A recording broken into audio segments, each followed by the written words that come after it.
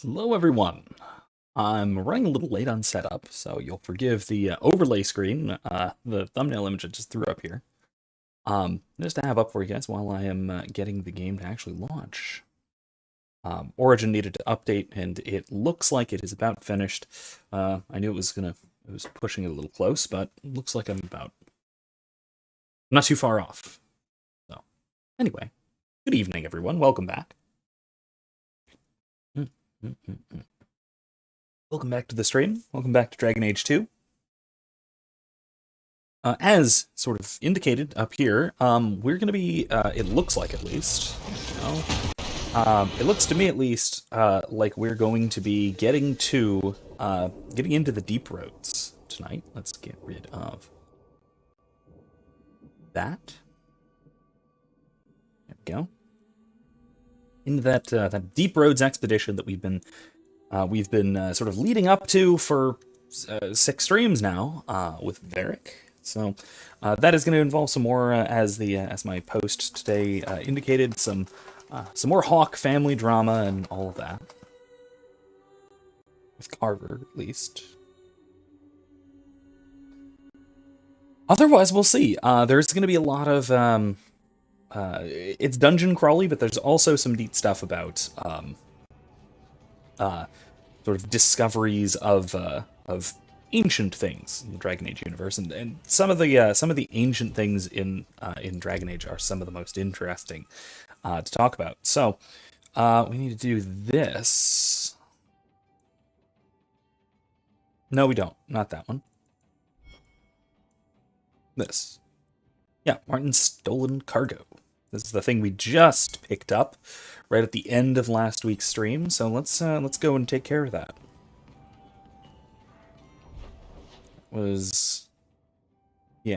Docks. All right.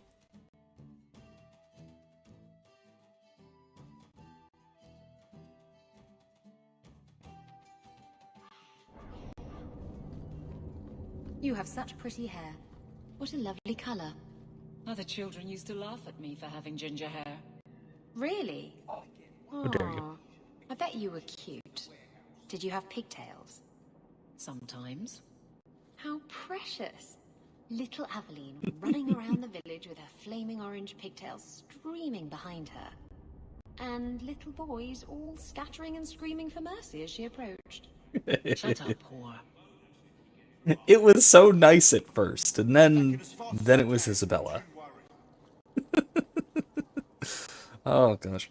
Yeah, I still absolutely love the party banter in this game. It's phenomenal. I'm looking for some cargo. Phenomenal writing. Cargo all around. Take your pick. A laborer with a smart mouth. You hardly ever see those. What do you want? I'm looking for crates sealed by the Orlesian Port Authority. Haven't seen any. Sorry. Talk to the harbour master. I'll bet he's got information about your cargo. He's in his office. Hey, if you're done wagging your tongue, can we get those sacks off? Well, that's a lot of runaround for... Alright, come on, Sable. Upper doggo. Alright, let's go. The Maker guides my hand.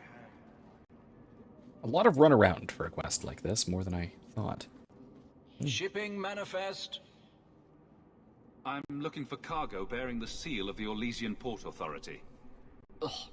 Adam, deal with this. Yep, a lot of runaround. I Jesus. apologise on Liam's behalf. He is a very, very busy man. I'm Adam, the Harbour Master's assistant. I understand you're looking for Elysian cargo. I have seen the crates. I can't remember where. Such a shame. Get to the point. The clink of gold coin often jogs my memory. Fine. Is this enough to help you remember? Ah, it's coming back to me. The cargo is in Alton Woodrow's warehouse, by the dock. I'm glad we could help each other out. I'm sorry, Aveline. What did you want me to do? Just keep the ships coming and we'll get them through. Okay. So, this is actually a, You're not taking my job. Interesting little point that I just kind of came to my attention that I just remembered. Is that between the last game and this one, there's been a little bit of a shift in coinage, but not really. It's still 100 coppers is a silver, 100 silvers is a gold, which I really, really like. That a gold coin is a very large store of value. This is actually kind of uncommon in a lot of fantasy games, fantasy game systems even. Someone coming. Tell the others. Okay. This is private property. What are you guarding? Imported goods. By the time we get to Inquisition, by the time we get to the next game, everything's gold coins. There's only gold pieces. And what that winds up meaning is that a single gold piece winds up being valued somewhere in the realm of a single copper piece. And so you wind up with tens of thousands of gold. Regularly, especially given that you're sort of running an army in the third game. And this winds up being kind of similar to even maybe not as significant, but the same kind of problem that you might have in like Dungeons and Dragons, where your typical exchange rate is 10, 10, 10, right? So 10 copper to a silver, 10 silvers to a gold, and a gold piece is treated sort of like $1. But the problem with a gold piece being treated like $1 is that a gold piece is the equivalent of like a month's wages for a day laborer. So a copper piece winds up not being a very small amount by those standards. And so also you wind up with adventurers who are, again, carrying tens of thousands of gold pieces in some cases. And that seems fine until you think about the weight. That a coin is supposed to represent an ounce, roughly speaking, and 16,000 ounces is 1,000 pounds of gold that you would be carrying, which is not reasonable. 1,000 gold pieces is close to 100 pounds of gold that you are carrying with you, and that's again kind of absurd for most exchanges, and even the same thing goes for different denominations of coins. Shadowversity had a great video on this, on sort of coinages. I'll put in the description after the stream's over. I think this is just one of the things that Origins and Dragon Age 2 get right, from a world building standpoint, and then also for just a convenience standpoint. Having a sort of fine-grained amount of wealth, a relatively precise amount of wealth, but not having an excessively high number of the highest denomination of coin. This is a problem that I am approaching as well in some of my current D&D games. Who owns this warehouse?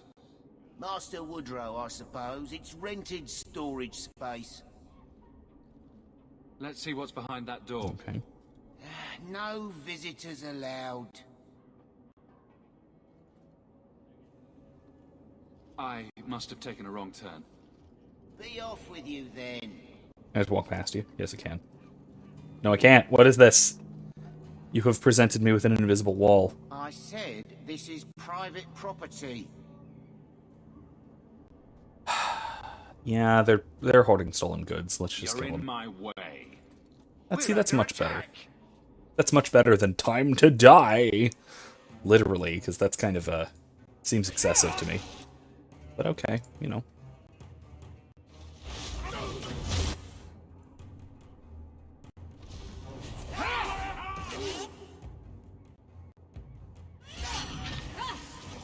May the dread wolf take you! You are not enough!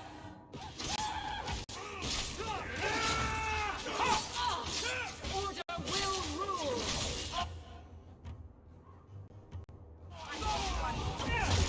You hit like my grandmother! That seems... I don't know, Aveline seems like the kind of person to have a kind of badass grandmother, but maybe back in her day. Or not Aveline. Technically Aveline as well, but that's separate. That's different. She's named after a fairly badass Orlesian knight, but I meant Isabella, but either way, I guess.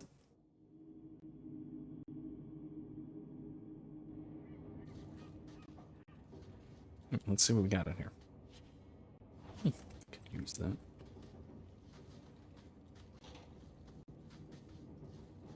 Watch your step. Oh yeah, traps.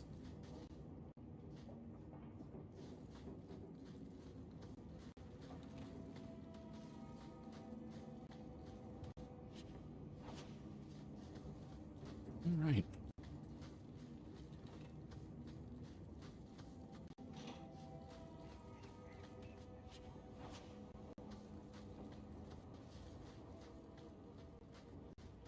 Oh, well, okay. All right, Isabella, let's we'll take care of that for us. Yeah. You're such a slave driver. Okay. I didn't really think so, but okay.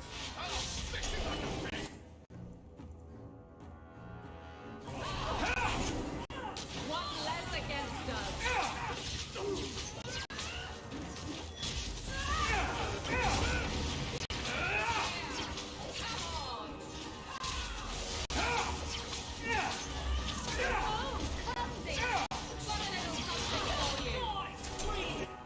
Really? Did knock him out. That doesn't seem right.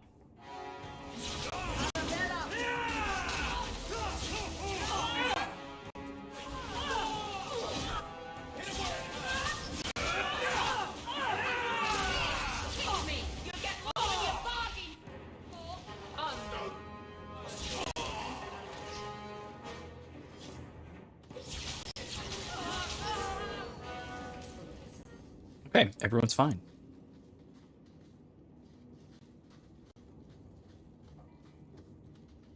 There's a lot of bandits, though.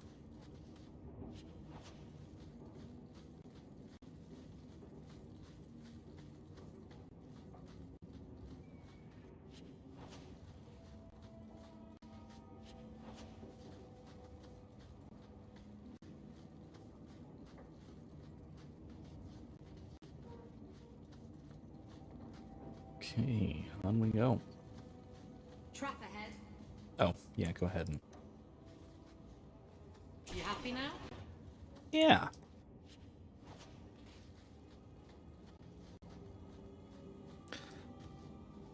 All right.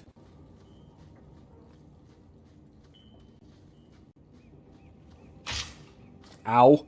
Okay, well, you didn't catch that. Oh, God, that's nasty. Ow. All right. Oh, the Black Hand.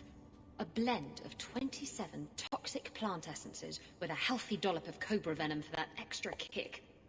That poison will kill a man in 2 breaths. Can I have it?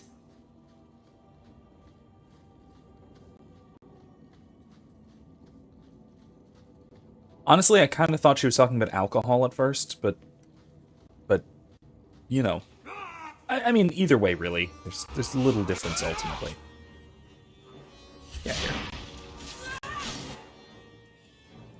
Come here, everyone. And then, wait, no.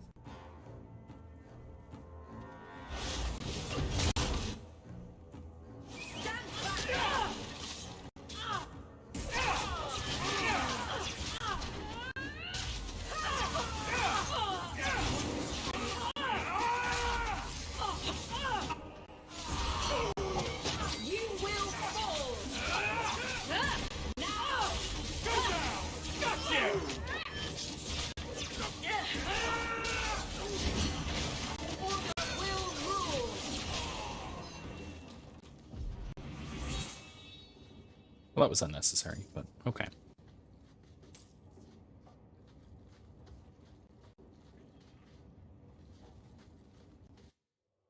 All right. Bring it back to our guy.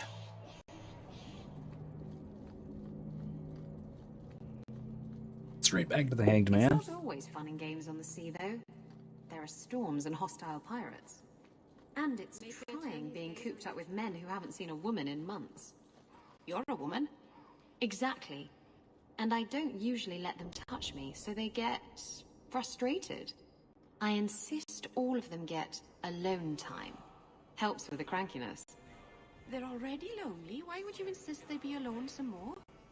Oh, Meryl. Meryl. What? That's fine. Did I miss something? Go think about it. Maybe it'll come to you. Make her turn his gaze on you, child. I still love Meryl. All right. Let's finish this up.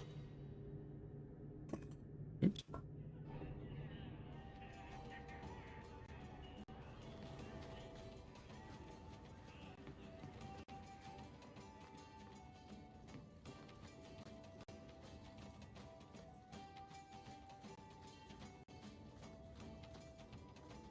You're smuggling poison. I thought you were trying to change your ways.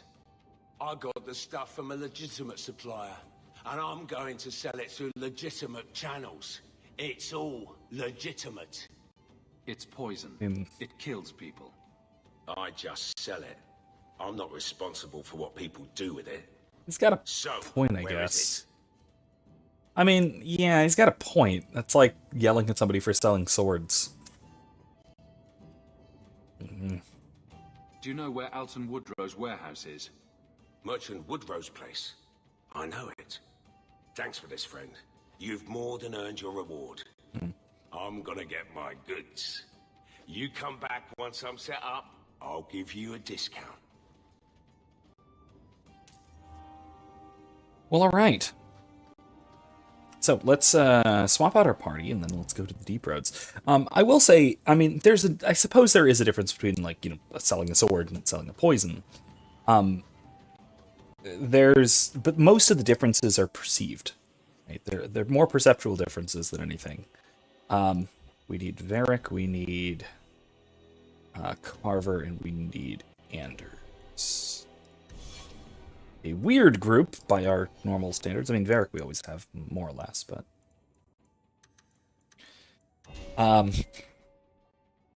But, in any case, the differences are primarily having to do with, you know, one being a sort of face-to-face, more honorable way of dispatching somebody, whereas the other being a more dishonorable, right? Underhanded, sneaky, that kind of thing. It's an assassin's weapon. I mean, so is a knife, but poison almost more uniquely so. The other point of it, though, is also that, traditionally at least, poison was a woman's weapon. Far more so than a man's weapon. And part of what that winds up entailing, right, is that it's not. If I wanted to go into the whole, it being a sort of. If I wanted to go into discussions of sexism, I could, though I don't think that's really what applies here. Especially through legitimate channels, I'm not sure that's exactly the kind of thing. But it's also, I'll add, a woman's weapon, but also a noble's weapon. But I think a large part of it as well is that it is a kind of, more so than a sword or anything, it's subversive. Right? Poison, symbolically speaking, is relatively subversive. It kind of inverts or subverts that, the sort of ordinary,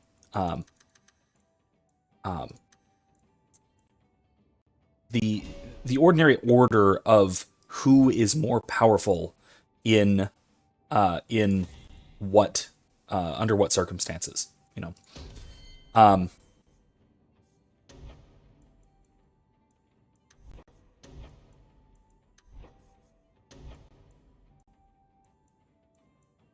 Okay, could use that.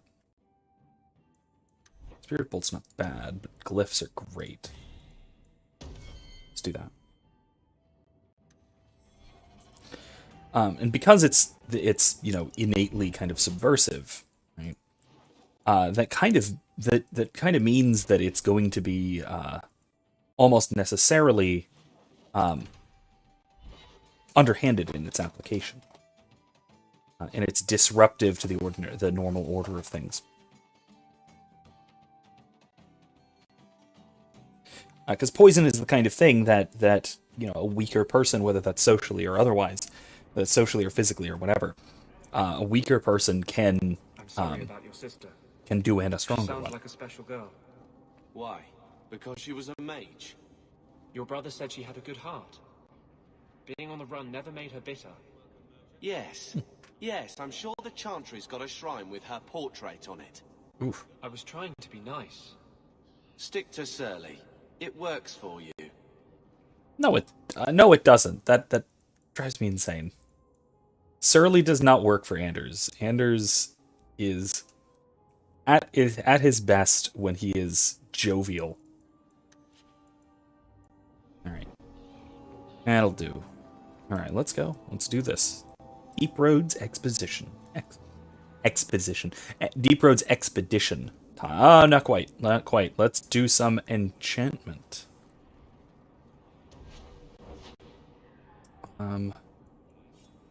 Yeah, Rune of Fire. Yeah.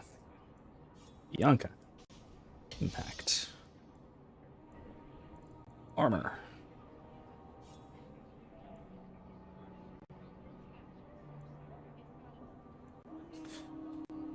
Fire resistance, lightning resistance. Luck. Yeah. Right?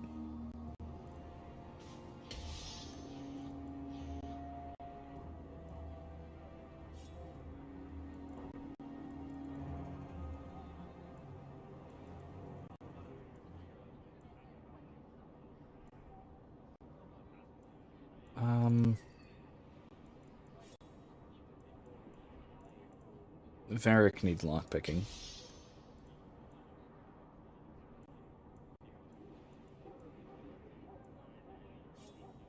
I probably could use...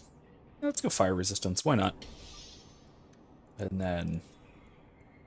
extra armor for Aveline.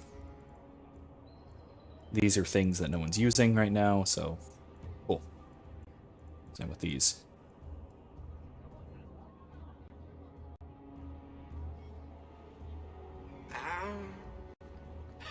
Don't mind him, monsieur. Sandal's never been one for conversation. Alright, anything to buy?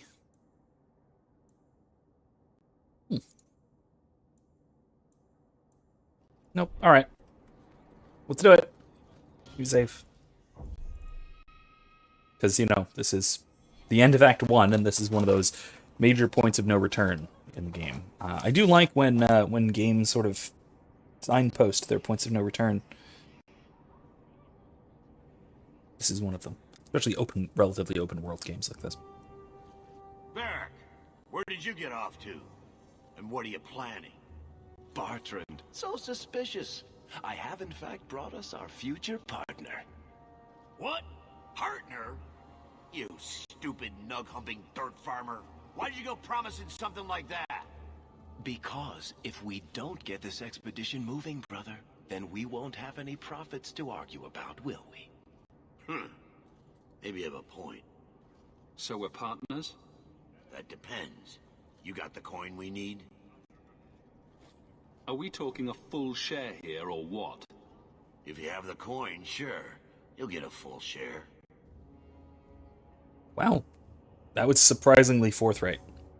I kind of expected him to either negotiate, or now I kind of expect him to you know, be lying. But we'll see. We'll see. That seems like a lot for an expedition. We're going lower into the deep roads than anyone's ever dared. Who knows what we'll find down there? Hey, Kevin. That means Welcome. Food and equipment and See ya. hirelings. None of that comes bloody cheap. All right, let's do it. We are, as you may have noticed, we are heading just now into the deep. I'm a little bit proud of my thumbnail this time. I think I like this one a good deal. We're just about ready to go into the next sort of major part of the game, this sort of end point to Act 1. I would say that means we're about a third of the way through, but that's not quite the case, because Act 1 is probably the shortest. Act 2 is actually quite long, if I recall. So let's go. I do have your coin, in fact. You're joking. What did I tell you, Bartrand? Not bad for a human. All right, partner. Full share of the profit between you, me, and Varric. Now we just need a decent entrance into the deep roads. Oh, I've got maps and I've got a guide who's like standing directly to my left. These might be just what we need. What's this? 3? 4 entrances into the deep roads, all in the free marches? Where'd you get these? A wizard did it. We just pick the most promising one and go. Time to wrap up any business you have in the city, my friend. Love that. We'll be gone for several weeks at least. Let me know as soon as you're ready and we'll head out. Yeah, now is good. Ooh, 50 gold. That's a lot. All right. So are you ready? It's a long trek. If you have any business you need to wrap up here, you'd better do it now. Yeah, let's go for it. I'm ready. Let's get started. And let's not waste any more time. We've chosen one of the hidden entrances. The deep roads there will be nice and virginal, ready for a good deflowering. Ha! Now there's an interesting image. It'll take a week for us to get to the depth we need. There are bound to be leftover darkspawn from the Blight. Big risks, big rewards. We shouldn't be taking any needless risks. This isn't a foolish endeavor. This will work. Now, before... Wait! Who invited the old woman? I'm sorry to interrupt, Sir Dwarf, but I need to speak with my children. Mother, no. We talked about how important this is. I just want to know... Also, yes, Kevin. Are you planning on taking Carver with you? So yes, Kevin, first of all, yeah. Metaphorical bonk, I suppose, given that it's a metaphor anyway. Kevin says you're getting pretty close to returning from your ban, right? Yeah, yes. I think it's the 9th. So like a week, so like 2 weeks-ish more. So close. I do see, it does seem to me like, and maybe this is just me whining, but it seems like I've had a pretty steady decline in viewership and such on my live streams since I've been banned on Facebook. I'm guessing it's just due to lack of visibility. I don't know. Damn those big tech censored bastards. You know how it goes. You know how it goes. I make no money off of this, so it's really just for whoever wants to hang out. But still, I do like to I do like doing this not only just for fun, but also to sort of direct more attention, if possible, to my real content, my actual video content, which is, of course, always slow coming. But I do have some things that I'm going to need to actually do for class soonish within the next few weeks. So look forward to that, because I am starting up my philosophy of religion class next week back at St. Leo. So that should be a lot of fun, and that should mean here and there more videos popping up. Also, expect soonish the Loki video. I have everything recorded, I think, unless I need to do last minute additions. And I am learning new editing software as I go. So it's a little bit slow going, but I am making a little bit of progress, getting through it. My aim is to have it out before classes start on Tuesday, so that's kind of a time frame. No absolute promises, but that's the goal. Hopefully, I should have it done by the end of the weekend, give or take. We'll see what I have to do. Then again, I might hit a wall. Might hit a wall not knowing how to do something and have to reach out and figure it out, but we'll see. I switched to using DaVinci Resolve. If anybody is super familiar with the software and wants to give me pointers, feel free. I have no problems with that. I welcome it. Kevin says, Erica keeps us appraised of the stream, but it's important to stoke the fires of controversy. Yeah, I can't say things like, I don't know, Brendan Fraser was assaulted by homosexual predators in Hollywood. I can't say that, apparently, because Facebook will be mad about it. Even though it's just simply true. Yeah. Anyway, yes, we're definitely taking Carver. I can't leave Carver behind. I need him. I'm going. It'll be fine. It's not fine. You can't both go. What if something will happen to you? I understand wanting to do this. But leave your brother here, I beg you. I said I'm going. Besides, if we're so bloody afraid of Templars, I should go and he should hide. Well, you're not going to be able to take everyone kinda true. anyhow. You'll need to decide. Alright. So Varric has to go. As much as I'd love to take my usual-ish party, I need to take Carver for story reasons, because I do want to go. I do want to go with my little brother. He should be going on an adventure like this with us, and that means, especially given that we're going into the Deep Roads with to presumably fight a bunch of Darkspawn, we need to bring the Grey Warden. Andrew's got to come too. Kevin says the guilty hate hearing the truth of their actions. Ain't that the truth? God, have I run into that in many a time. I've run into that as a problem many a time. Really, people just really dislike being criticized, especially if the criticism is true. And this even goes for people like me, right? I'm not guilty of a lot of the same things as that I criticize, but I am certainly, I'm far from perfect. And criticism hurts, especially if it isn't meant constructively. Criticism can really hurt. And even if it is meant constructively, it can still be really painful. And I know that, right? Hey, WizKid, welcome. Yeah, it can be very, very difficult to hear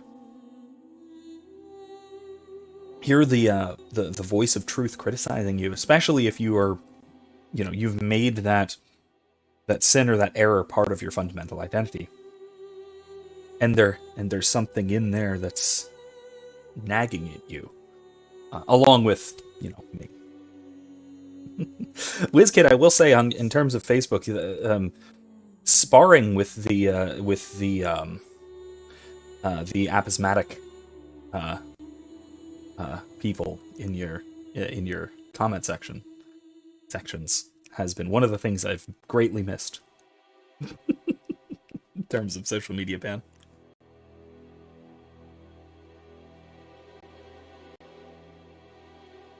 Just assume that most of the time when anybody in your comment section, and you know who I'm mostly talking about, but there are multiple, whenever anybody is complaining about the actions of us freedom-loving people, literally putting their lives in danger, just please remind them that there's nothing at all that I could possibly do from Florida to infect someone in Michigan with the coof. Just remind that. Just keep that in there.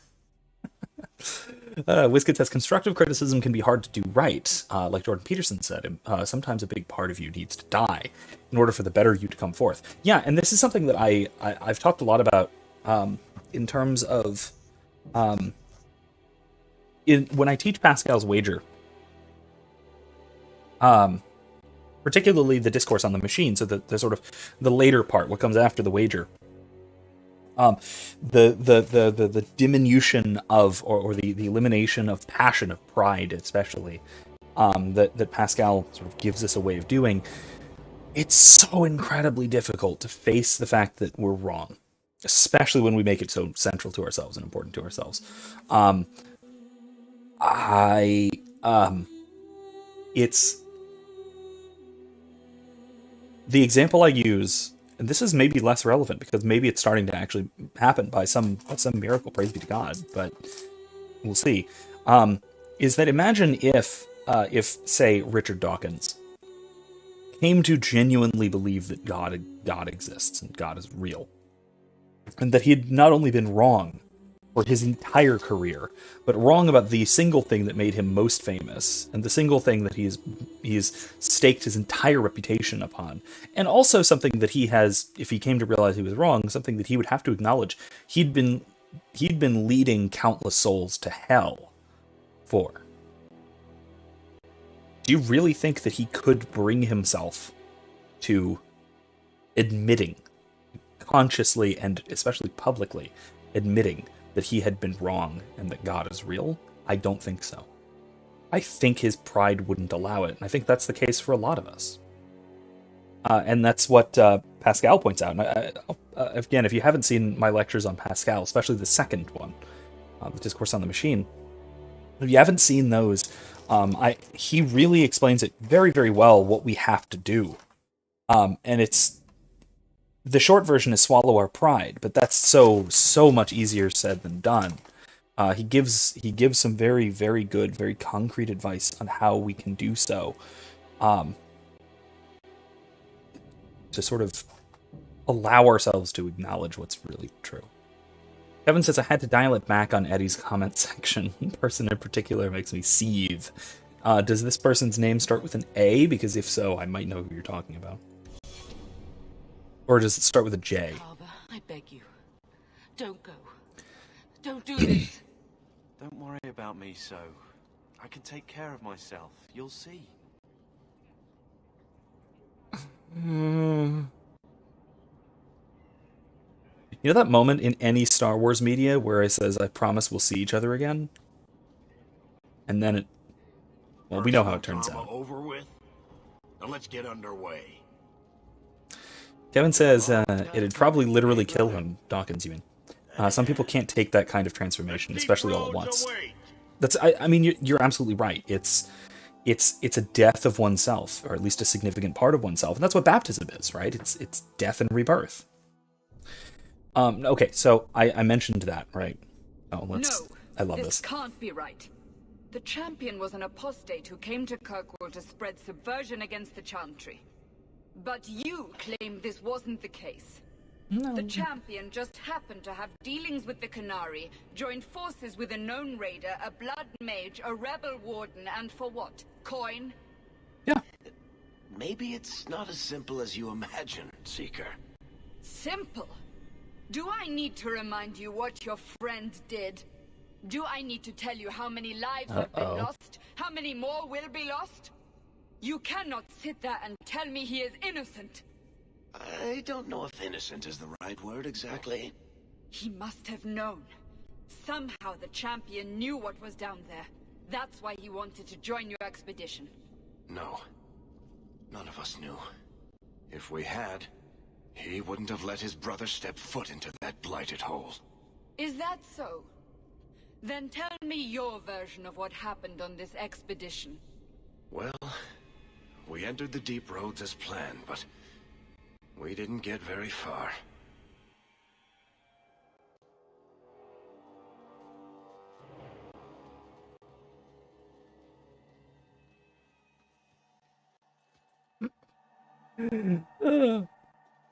Erica says, hey, at least the Hawke brothers have a mom that'll beg them not to go on dangerous adventures. Arthur's mom, her D&D character, one of them, just dismisses him as wasting his time. Yeah, pretty much. She thinks the whole adventuring thing is just immature, you know? It's a proper merchant family. Useless! What am I paying you blighters for? Set camp!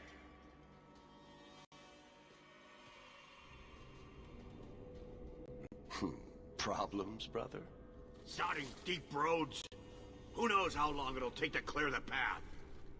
Shall we not try to find a way around instead? Seems like the logical choice. You think I'm an idiot, Varric? The scouts said the side passages are too dangerous. We need to do something. Sitting out here in the open is just as dangerous. We'll take a look. If we come running back, screaming, you'll know staying put was the right decision. Fine. Find a way around. Well, yes. Just do it quickly.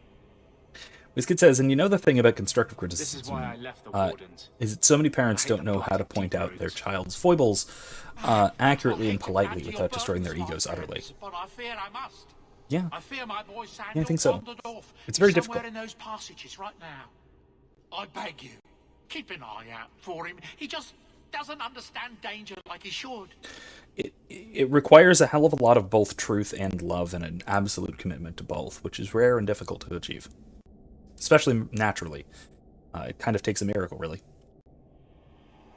WizKid says, so speaking of game, when Sedwin isn't available to adventure, assume he's too busy cooking at the tavern. and trying out new recipes. Cool, I will.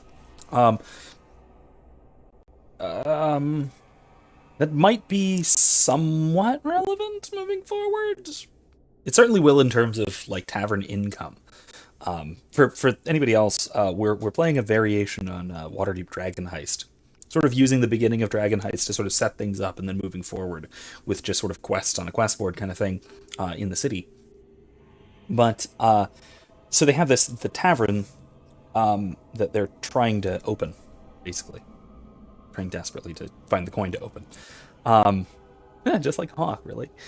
Similar, at least. But there's a whole mechanic for how much money you make, or lose, even, from your weekly operations. And so working in the tavern, especially if you have proficiencies, will aid in that significantly. I'm not gonna ask that. That's a bad question. Bad kind of question. When did you last see him? Not a half hour ago, I turned my back to hand out rations, and he was gone. He gets so easily distracted. Oh, I should have been harsher with my warnings. We need to search the side passages. We'll bring him back if we can. We definitely need to find him. I can't believe he's done this. Let's move quickly then. I can't believe you've done this. I can't believe you've done this. Hirelings? We're supposed to dig through that? Yes, please do. WizKids, it's a simultaneous commitment to both. You have to be kind but firm and not let your irritation nudge you into contempt and scorn. Yeah, absolutely.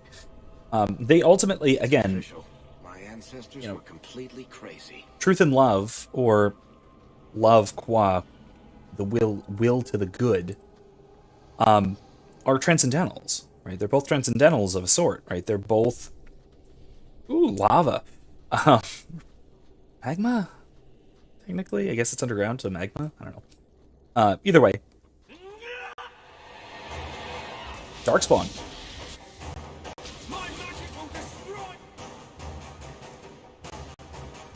And yoink. But yeah, they're both transcendentals, so at least at the level of the divine, in other words, at their utmost, they're the same thing, right? Truth and love.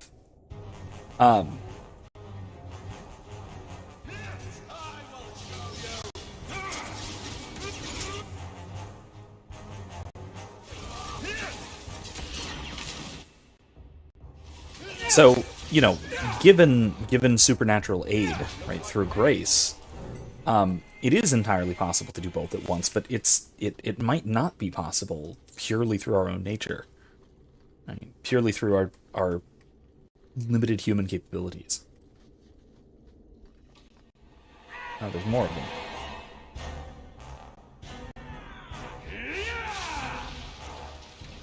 Darn, really?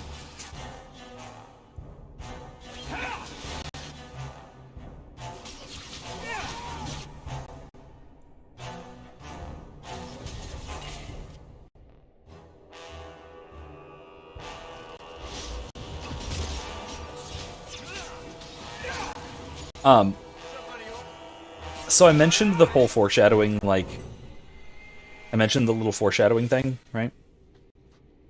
Piece of cake.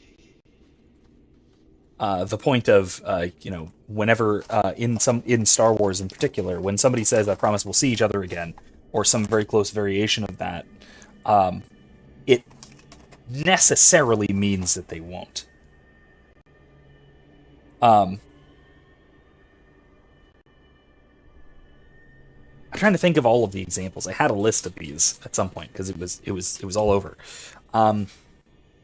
It was examples that come off the top of my head. The most obvious being Anakin and his mother, who do technically see each other again, but for a moment before she dies horribly. Anakin and Ahsoka, technically, unless you count their encounters when he was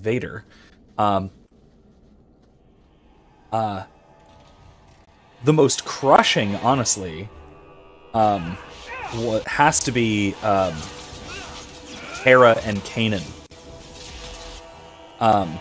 Because it's not like they say it and then one of them dies. They specifically say we'll see each other again. And then, if you recall, spoiler for Rebels, unfortunately, but which you should actually watch. It's actually surprisingly good. Way better than it almost ever gets credit for. Oof, that's weird. When they promise to see each other again, the next time they encounter each other is after Kanan was blinded, permanently blinded, lost his eyesight. Now, to be fair, another spoiler: they do see each other again, at least in one relevant sense, in two relevant senses, I suppose. But again, spoilers. I don't want to go into too much, so I'll let that sit. Before I trigger this spider combat, because look around, it's going to be a spider combat. Wizkid says, I know a lot about this, because while I know my mom just wants what's best for me, my brothers and me, she has a hard time, A, respecting my need to do things and my own way, and B, not always losing it at mistakes. Yeah, I mean, it's... we all want our children to have the best, right? Mind if I try my hand at that? We all want what's best for our children, and it's painful to see that not happen. Right.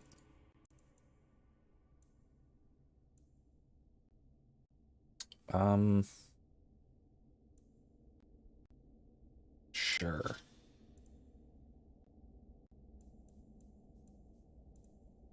How's that?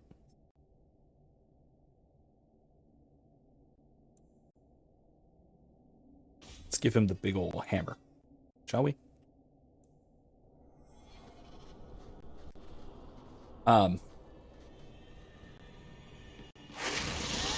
That's a lot of spiders.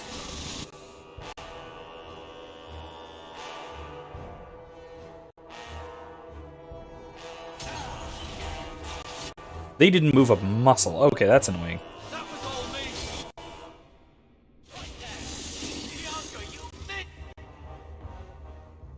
There we go.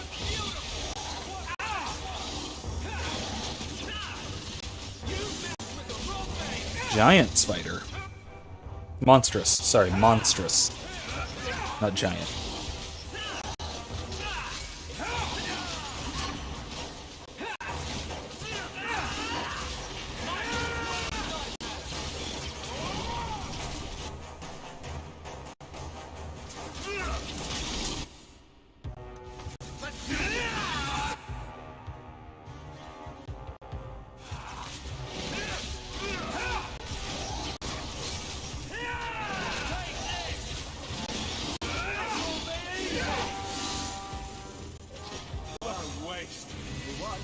Level. It was a giant spider. That thing's huge.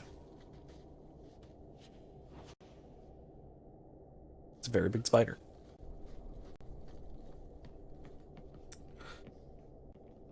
Wizkid says, like we got into an argument yesterday about parallel parking. I said it takes 4 steps, and she said 3. We're both kind of right, depending on if you define backing in as 2 distinct steps or not. I'd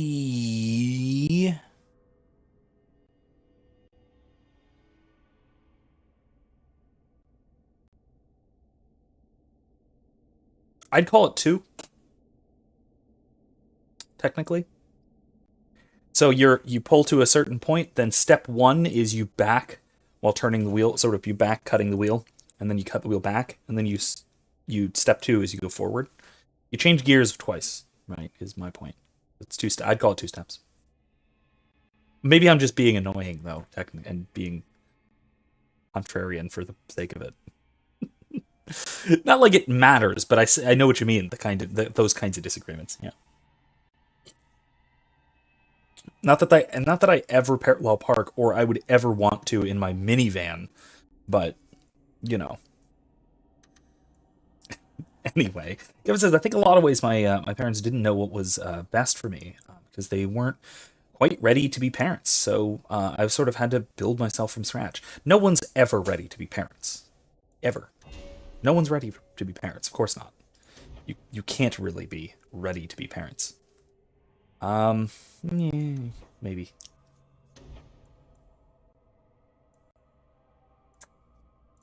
Gravitic Ring is decent, but no. I'm gonna go with...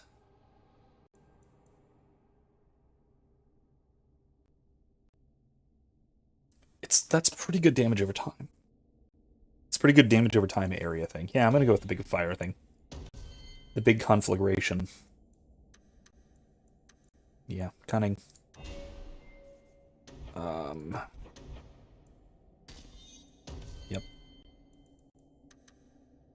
Yep.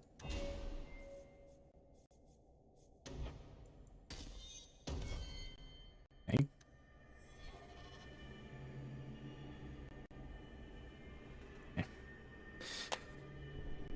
WizKid says, but she refuses to see my perspective and assumes I'm just being difficult. Well, I am just being difficult, just explicitly. So there's that. I'm okay saying that with respect to parallel parking. There are some things that I'm intentionally difficult about. That's I could see. I understand that being irritating. No.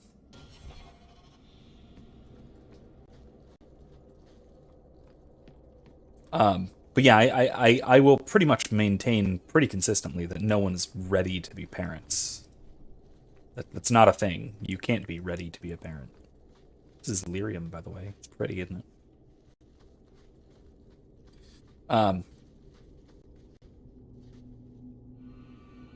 Yeah, Boyskid says, see, that's what I said, but she considered it all as one step. And when I tried to explain it didn't matter because I was just being difficult and narcissistic because I need to be right all the time. I mean, if you make a big deal of it, maybe, but, like... I mean, things like that, it really seems to me like it depends on, like, who's making it a big deal, right? Because if one of you is just saying, like, no, it's only, like, 2 steps, and the other one is insistent and getting angry about it, then it seems like it's whoever is insistent and getting angry about it is the one who's got the bigger problem. But you know, that's hard to say with real certainty because I could see that being either way. And I do really think that, especially just given our back and forth discussions here, right, that it largely comes down to how you describe it more than, you know, someone being necessarily right about it. No, you need willpower more so. And you need... Nope. You need... Rogora? No. Haste, maybe.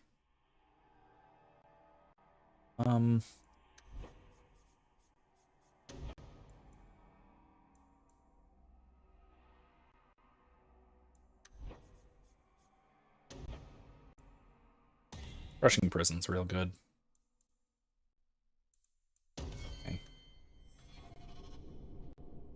Evan says, I hate that WizKid. We're always needing to be right all the time, but everyone is messing things up and you told them beforehand how it could work. Heaven forbid. Yeah, I think that needing to be right is a huge problem, but so is accusing someone of needing to be right. You know, it's a great way of dismissing an argument, and it's kind of a problem. It happened. I see it happen a lot. Nug's uncle. Isn't that Bodan's boy? Scratching his ass.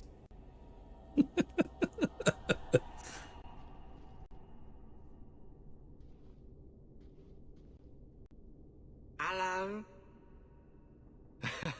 It is. The great warrior stands victorious. I'd really like to know how you managed to kill all of them.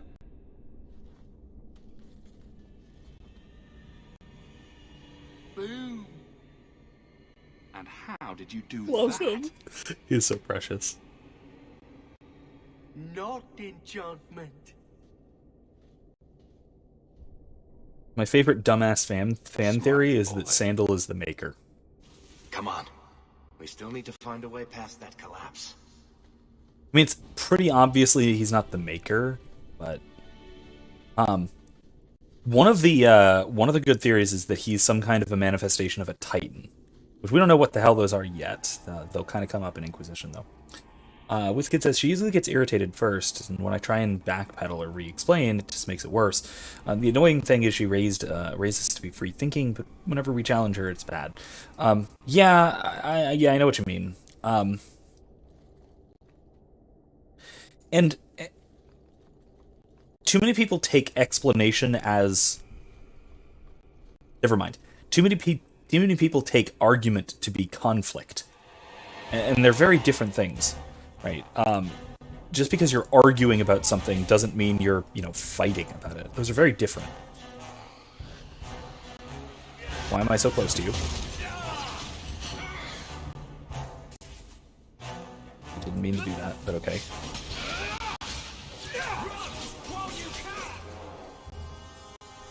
There more coming? Not yet. Yes, more coming. What in the hell is that? Oh, I see. Let's light him up.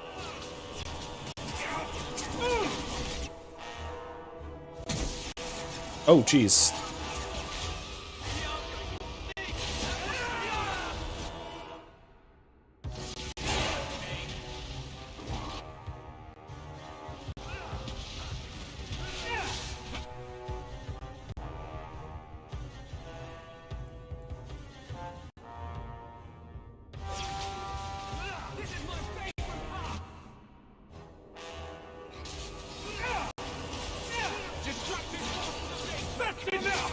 There we go. Got him. Oof. Ground pound. Fist of the Maker.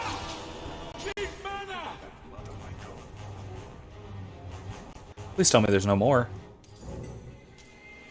Oh, good. There's no more. Okay. What was that? Heck of a fight. WizKid says my favorite character. Wait, who? Who? Which one? I missed when you said that. Varric? This is kind of mine. Kevin says fighting is ego-based, whereas argument should be reason-based and somewhat dispassionate. Not many can truly argue without fighting.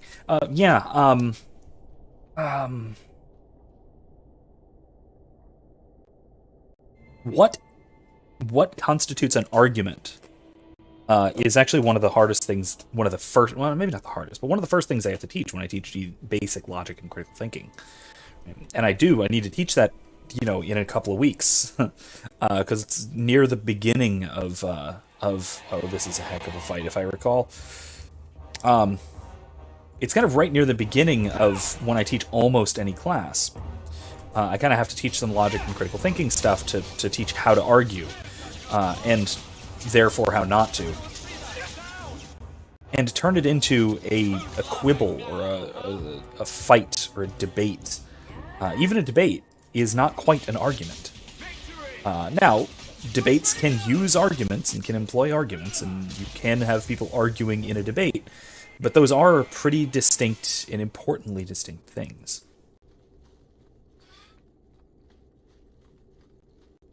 Oh, Sandal. Yeah, okay, yeah, no, Sandal's great. I, too, absolutely love Sandal.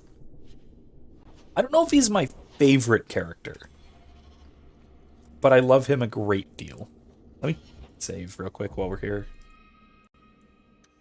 Because there's a really hard fight around this area somewhere. Oh, I can't go in there. Okay, never mind. Never mind then. But yeah, I use, to teach it, to teach what an argument is, I use the Monty Python sketch, the Argument Clinic. If you've seen it... Oh, hey, an ogre. That's not good. Did I just miss?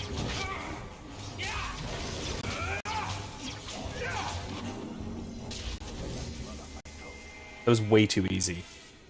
Because it's a dumbass. Anyway. Okay. Ow! There another one? Yep, look at that. Found another one. Any more? Might as well trigger them now, huh? Because apparently no one can see them.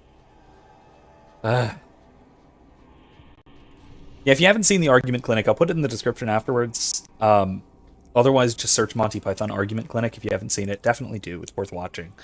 But it goes through a sort of very Monty Python-esque way. It's a little office where you go to have an argument. You pay money and you have an argument. Lava. But first, the guy goes into a series of other rooms first, and winds up with a bunch of things that aren't technically arguments. Like he gets, yelled at by somebody and all sorts of things like that. No. You need a ring, though. You need a ring. Yeah, all right. He gets, yelled at and berated, so abuse is not an argument. Simple contradiction, so I say yes, you say no, I say yes, you say no, etc. ad infinitum. Yay, it's a dragon. No, stop.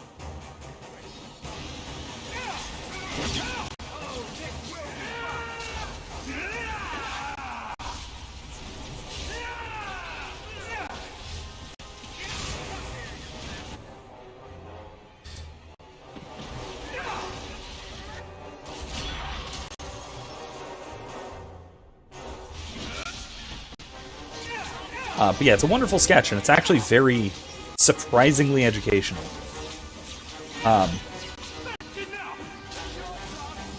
It does a great job of explaining like what makes an argument and what doesn't.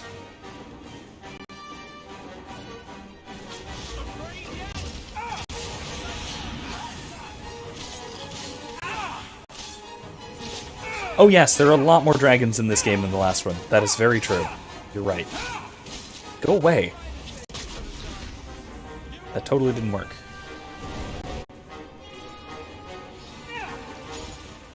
Yeah, the last game had like 2 dragons.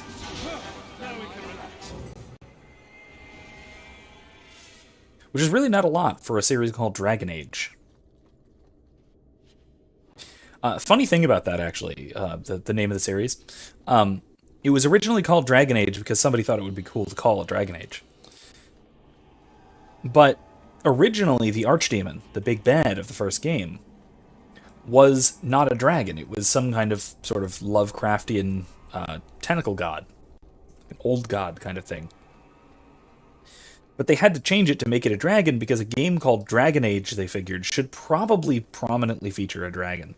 At least one. And otherwise, there was, I think in Origins, there was, one other dragon in the whole game?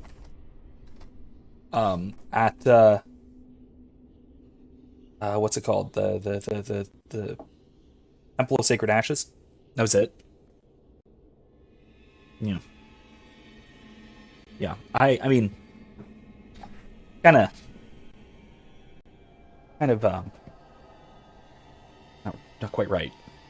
You know, so they fixed it up. And they changed things around a little bit. Where we want it to.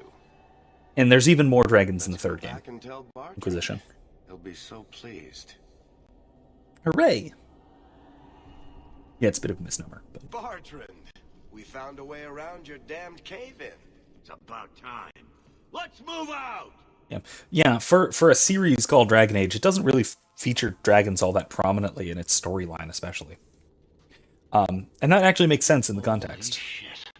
Is this what you were expecting? Yeah. I thought. Damn. An abandoned dike, something old, but what is this?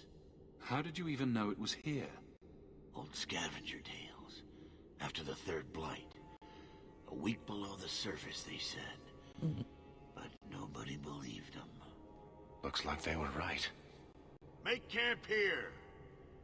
We need to look around.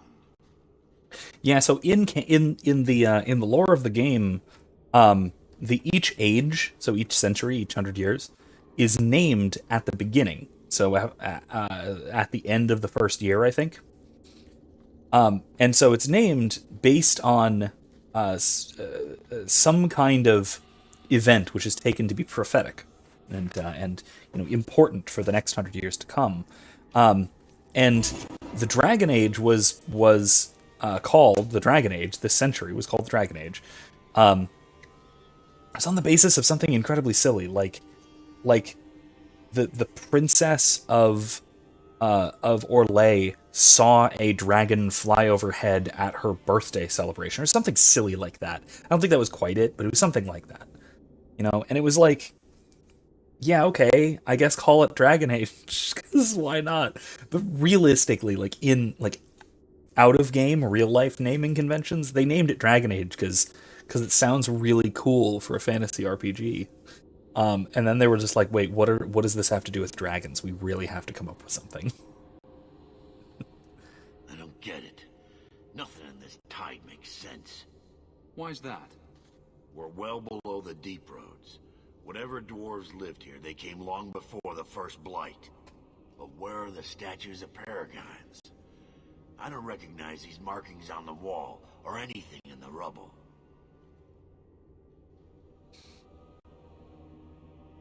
Who knows how old these ruins are? Maybe your people were different back then. I know enough about our history to know we haven't changed much. Dwarves have been mired in tradition for many ages. These dwarves might have been unique. If so, I hope they kept their valuables close at hand. Yeah, it's never quite clear what the hell was going on here. Other than this, these statues are... later on, it's found that these have some connection to Tevinter, but that this Tig was supposed to predate humans.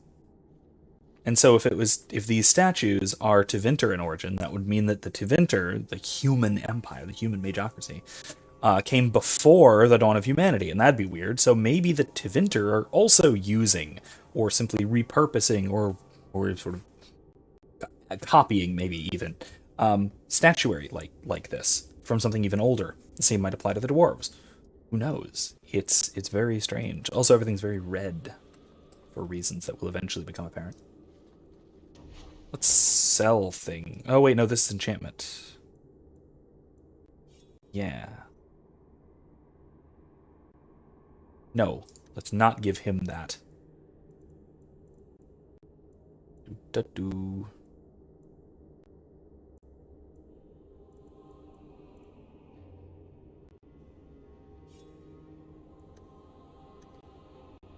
All right. Nope.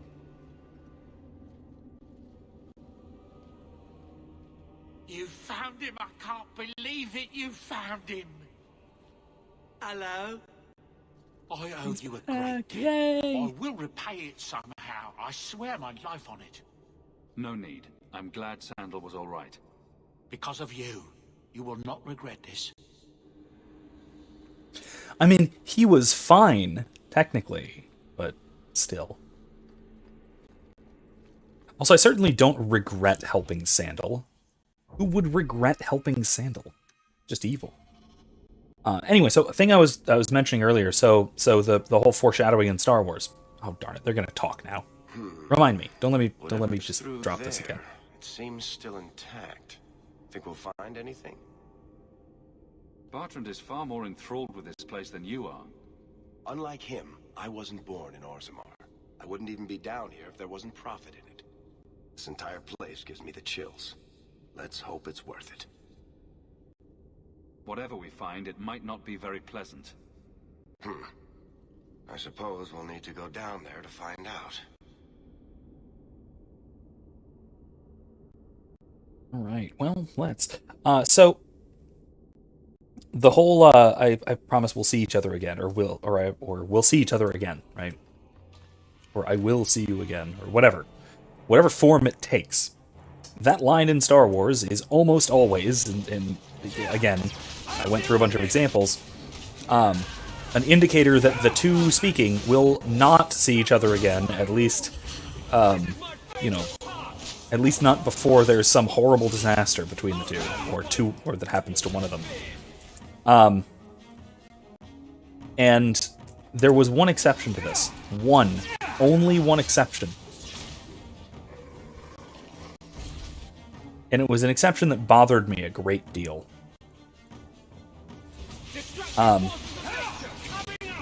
Oh, jeez. Let's...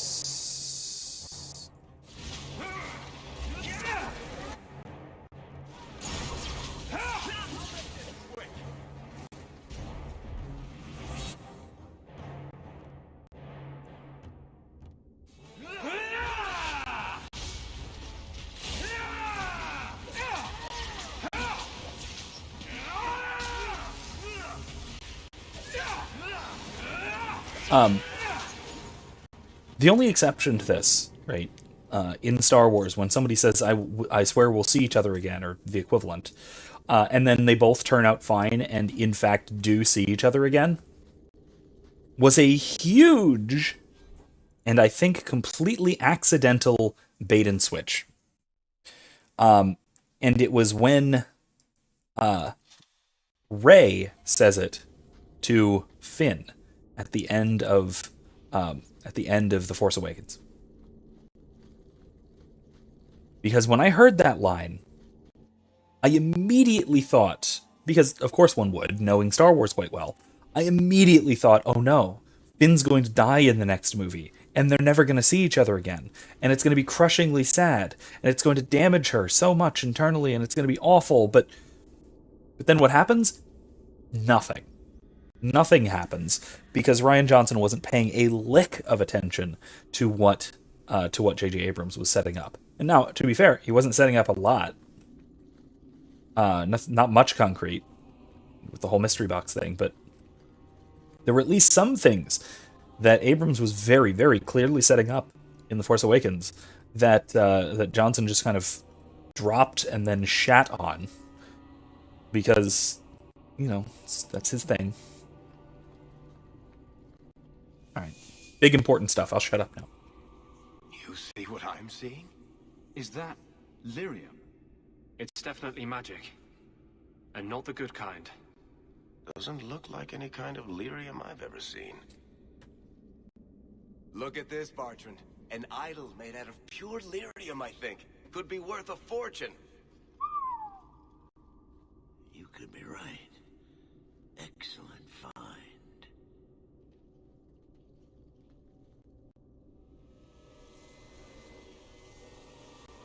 Don't touch it. It's lyrium. Not bad. We'll take a look around. See if there's anything further in.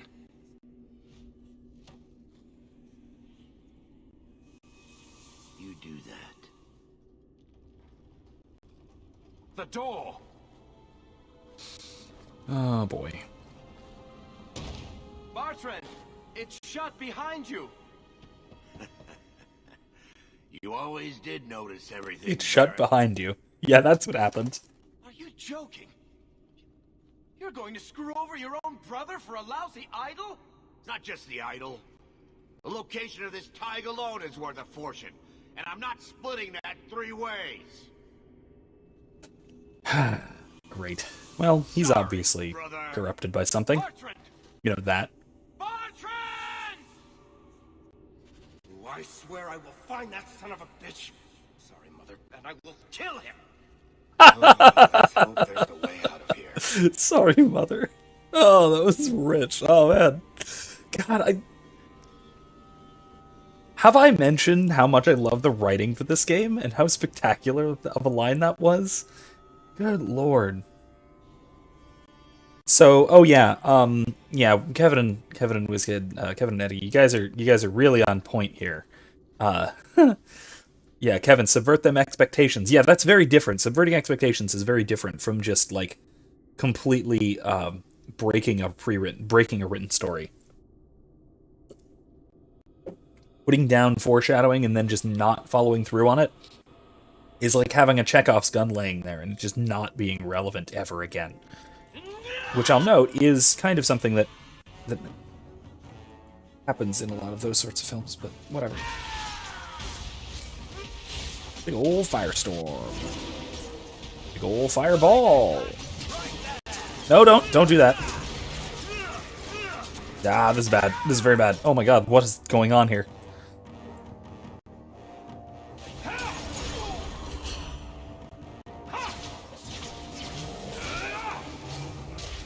Oh god, I can't use almost any of my force magic on these guys. This is bad.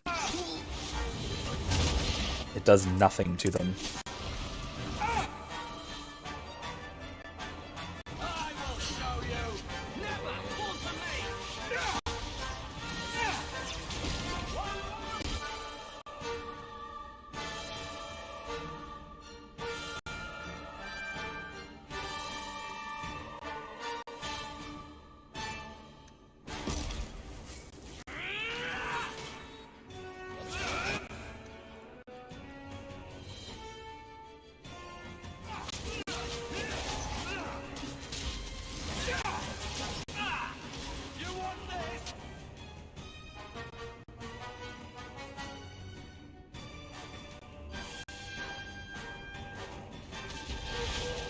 Okay.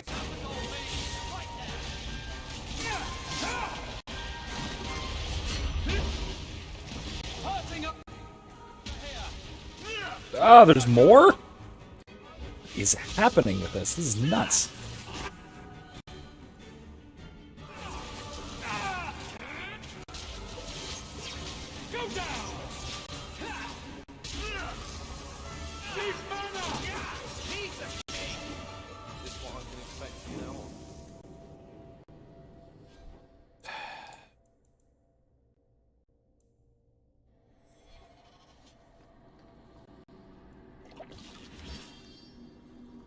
Okay.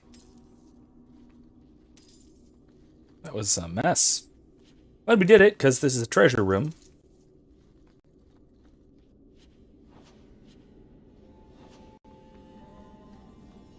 Anyway. Alright. Wasn't a lot of treasure, but it's a treasure room nonetheless. But yeah, so, yeah, WizKid says, "Oh no, the black boy's gonna die." Yeah, that was honestly very clearly foreshadowed. And I was shocked, and my expectations were subverted, so to speak, when it didn't happen. And then yes, to be clear, this is me reading your comment. But Eddie says, Asian chick took it away from him. Finn should have been the main character. So first of all, yes, she did. That is true.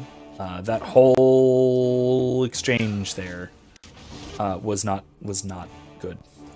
But then also, I do generally think I agree that the sequel trilogy would have been at least marginally better with Finn as the main character. Ex-Stormtrooper becoming a Jedi would have been really, really cool story to tell. But they didn't. Oh, that's weird. A profane, huh?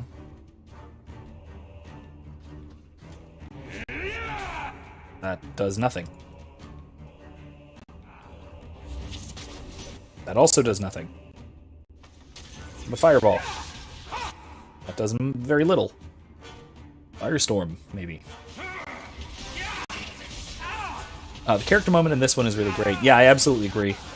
Oh, jeez.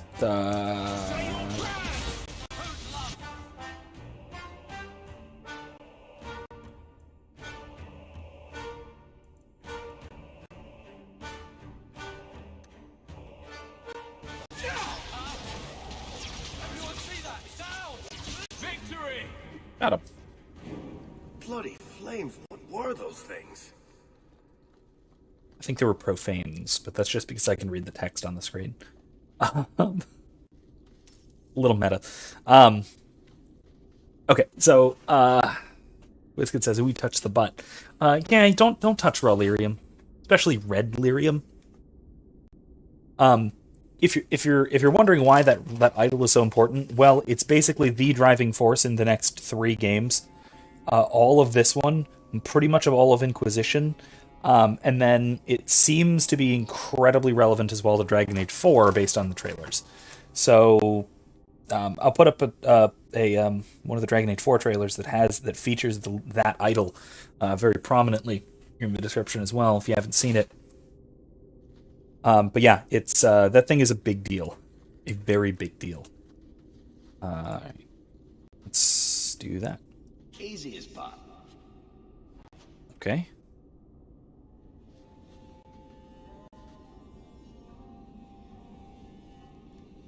WizKid says, the gun hanging on the wall in Act 1 should be fired by the end of Act 2. Isn't it by...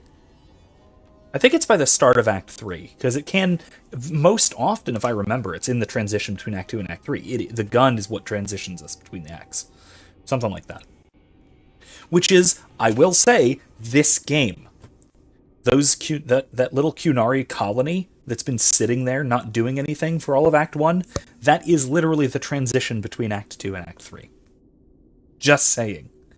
I'm just saying. The foreshadowing and the plot seeding in this game is phenomenal, especially for a game that spans across 10 years. It's amazing. WizKid says, at least JJ's Star Trek movies were pretty good. I actually prefer them to the originals because I hate much of the OG cast. TNG was good, though. Really? No. No. If you want a one-to-one comparison, and I do, what's his name? Is it Dave Cullen, I think? The guy who, the Computing Forever.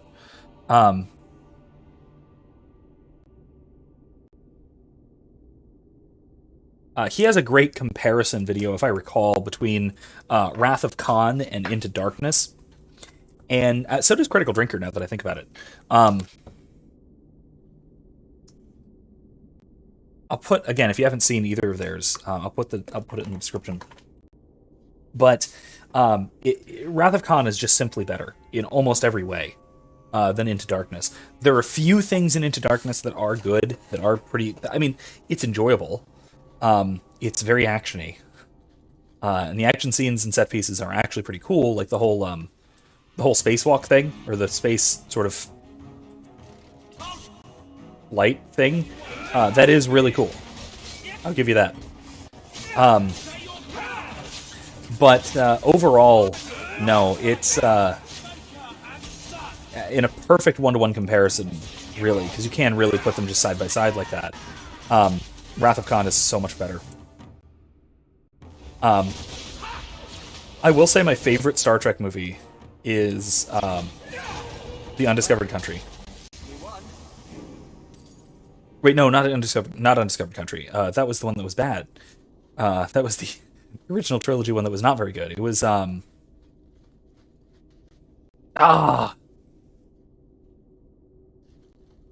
it was Undiscovered Country. I was thinking The Final Frontier. Final Frontier is not very good, but Undiscovered Country is my favorite. The one with the Shakespearean Klingon villain. It's amazing. Such a good film. It's really slow. It's very ponderous. It's very sort of high-minded, just like old Trek always was. And so good. So good. Kevin says, I was sitting in a meeting at work regarding the Koof, and hearing them admit almost all the stuff I've known since the beginning was awesome. And I sat there and laughed audibly and said much. Yeah, oh, I know. It's delicious. I'm just waiting for the mask to drop about masks, so to speak. You catch my meaning.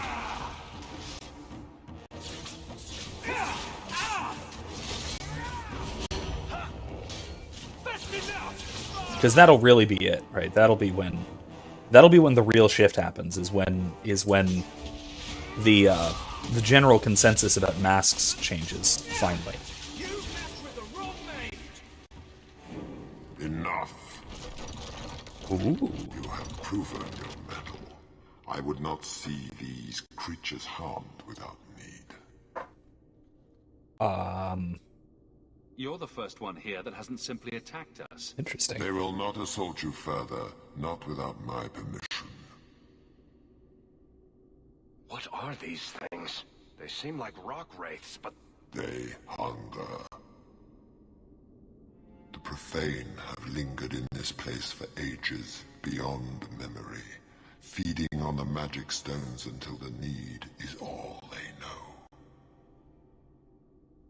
Delirium? That's what sustains them. I am not as they are. I am a visitor. Heaven agrees. Undiscovered Country is fantastic. Yeah, I love it. Love it. I included a nice little clip from near the end of it in the end of my my humanism video, if you recall. I've plugged that thing enough, but I'll throw it in the description again, just for good measure. But yeah.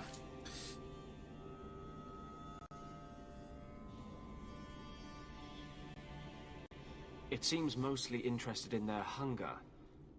It's a demon come to feed. I would not see my feast end. I sense your desire.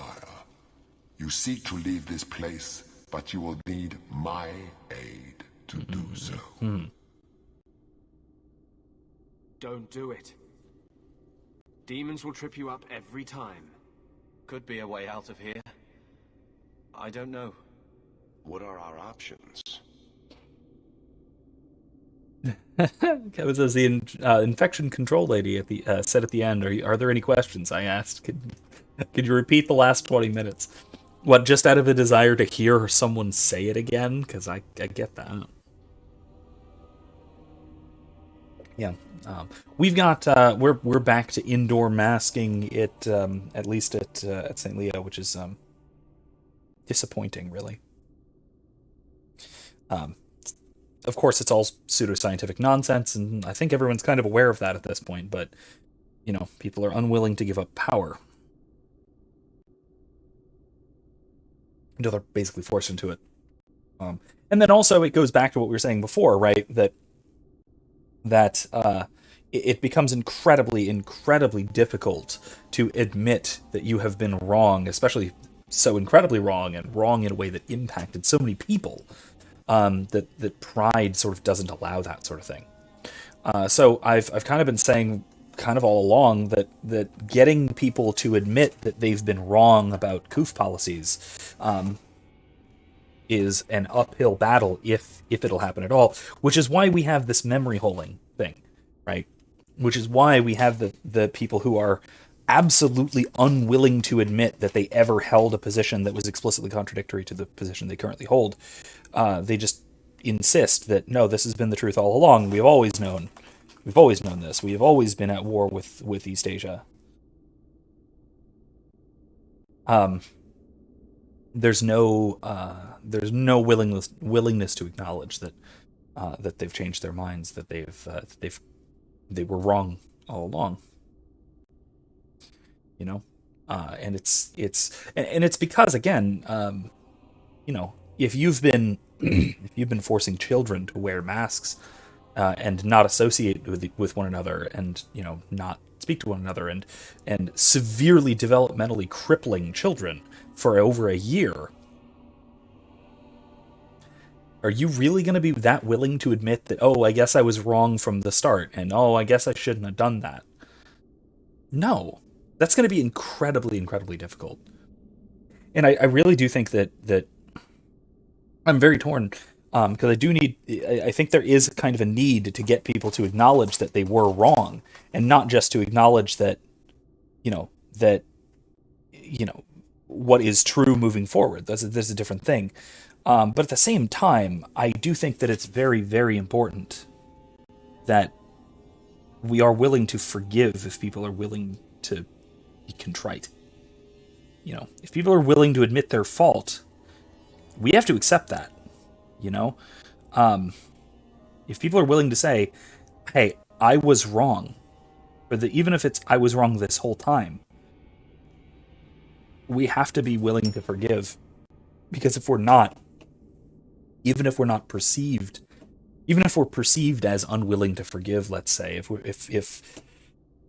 we do nothing but dunk on people when they're proven wrong, people are going to be that much less willing to admit they were wrong. And, you know, if it's people who have power, that's going to be disastrous, absolutely disastrous. Of course, it's still a hell of a lot of pride to swallow, but I think we can at least help. Now, that isn't to say that these people who have been this horribly wrong for this entire time, should be allowed anywhere near any levers of power. That's not what I'm saying. They absolutely should not. And that doesn't mean we have to immediately trust them on these things. But we should be at least willing to morally and socially forgive them, which is very difficult. Don't get me wrong. That is very, very difficult.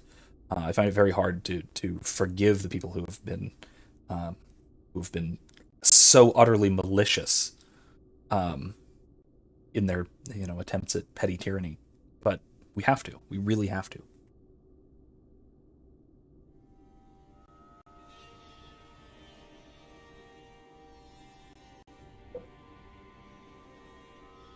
Anyway, speaking of, WizKid says the inability to admit they were never on the right side of history has always been an insane pet peeve for me. Like, I cannot stand that kind of blatant narcissistic hypocrisy. It's pride. All it is pride, and it's a very, very natural, not in the proper sense of natural law type of natural, but natural in terms of psychologically normal, psychologically what we should expect. It's so incredibly difficult to admit that one was so thoroughly wrong in such a disastrous way. Knock off the incense? Okay, sorry. Alright, I'll cut it down. It's almost done anyway. I was just knocking ash off of the thing. Sorry about that.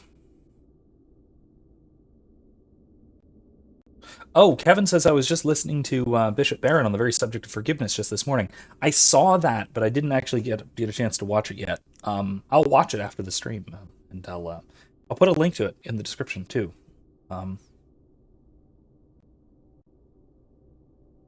Because I do think that it's something that's sorely missing in our culture.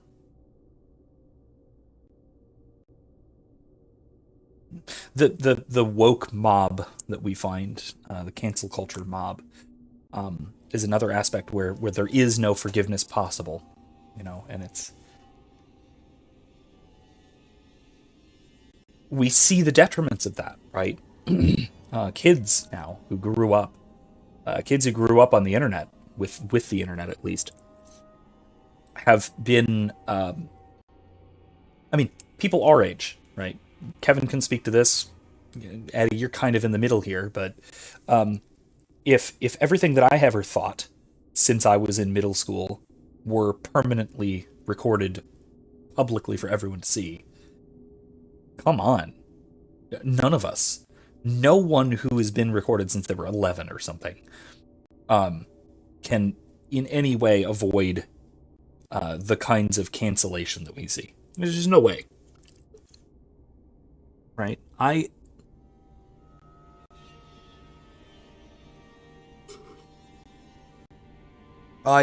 apologize. There's one little bit of milkshake left that I really need to get to. So, I'll wait until Hawke is talking instead of me to do it next time.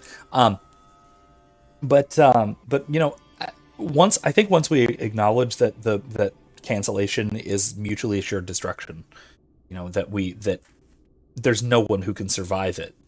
By the wokest standards, it has to go away. Really, it'll have to eventually. Either that, or it'll purity spiral into nothingness again, which is again also fine if they all eat each other.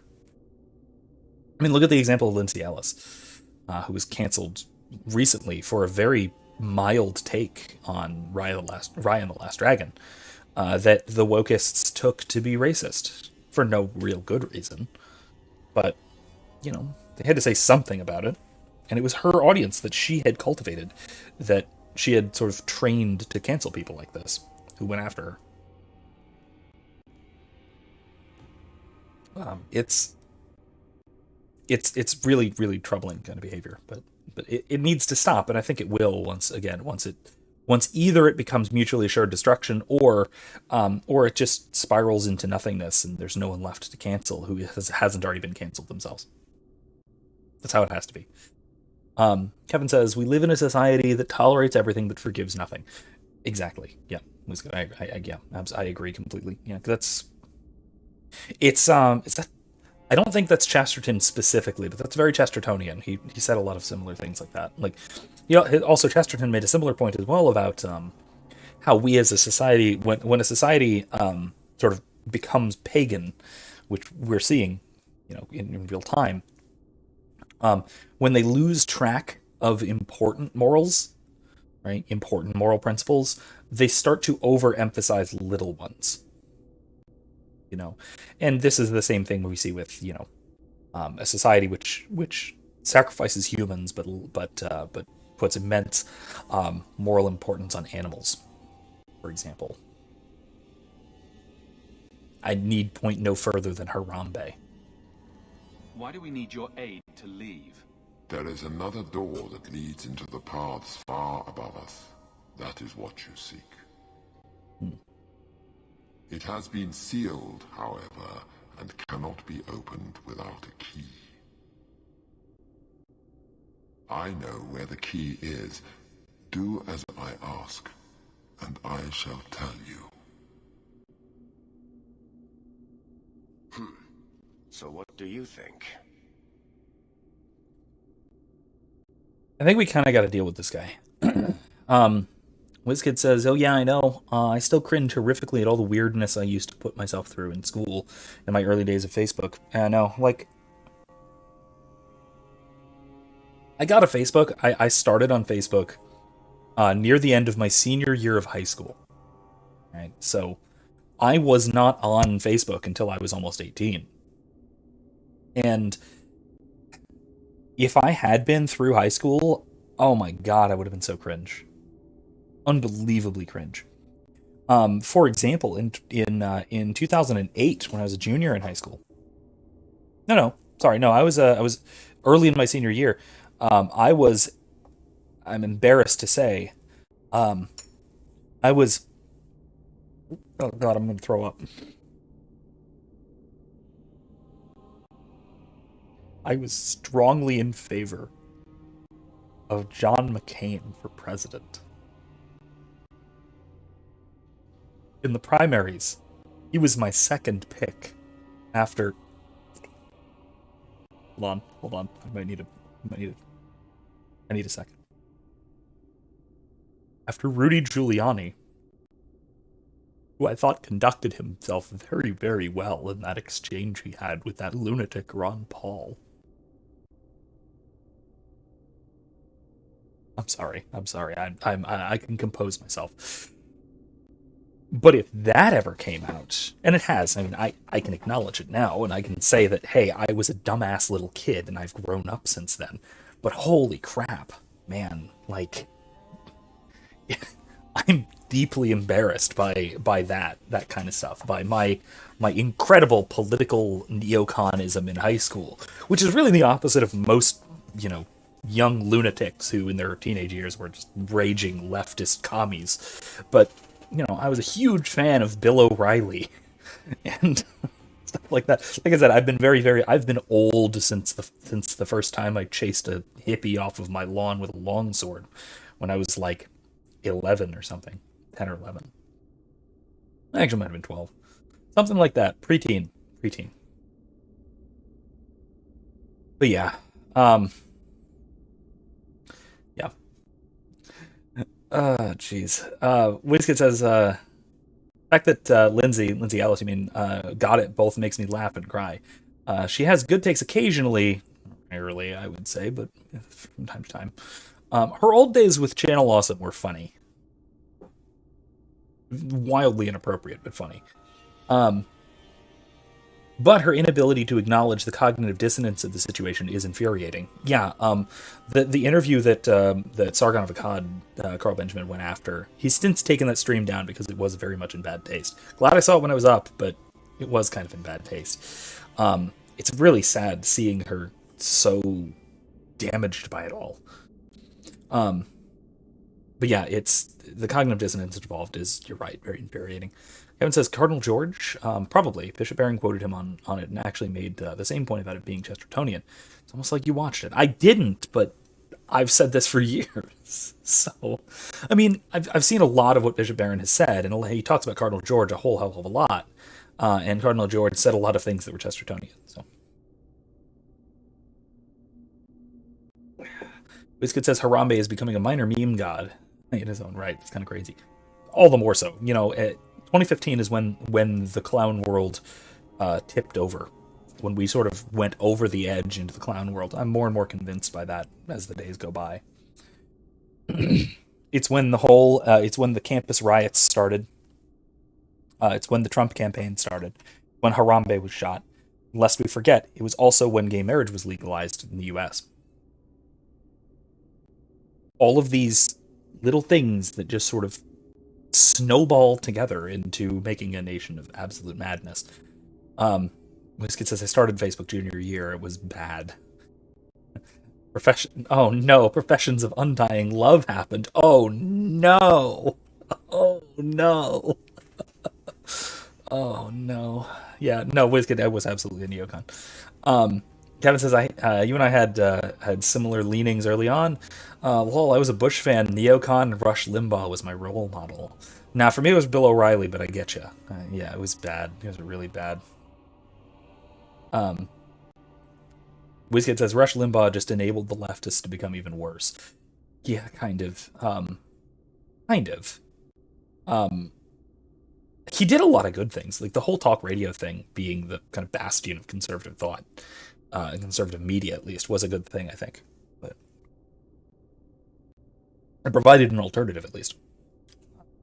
But I will also say, so like, I kind of credit Barack Obama for my shift in thought, because what happened was really that when Barack Obama became president, I was disinclined to like him because I didn't like dirty communists, and he was a dirty communist. But then I started to realize that he was doing basically all of the same things Bush had been doing, and then some things that were worse. And that made me sort of reevaluate my prior positions. And then I was kind of driven away from the right by a lot of neocon rightists who were saying that Barack Obama wasn't murdering enough brown people overseas. I was like, what is wrong with you people? Are you insane? Oh, wait, that's right. I was cheering for this not 2 years ago. And then I started to have a sort of a turnaround once I got to college. Once I started to realize that, the left and the right wings are in fact on the same bird, and that bird is pecking out your eyes and shitting on your head. So I started to notice this. Also, people like Ann Coulter, for example, drove me very, very far away from conservatism. She's utterly insufferable, and so are a lot of her types. Anyway. We don't have much choice. Very wise. Let's make a deal with a demon, speaking of. What part of demon did you not hear? You cannot ask me to deal with this monster. There is a crypt not far from here, guarded by a... You are housing a demon. ...hounded me for too long. Slay it, and freedom is yours. Anders, you are literally an abomination. Why are you freaking out about this? You of all people. Alright, let me see. I'm okay pissing off Anders. That's kind of fine.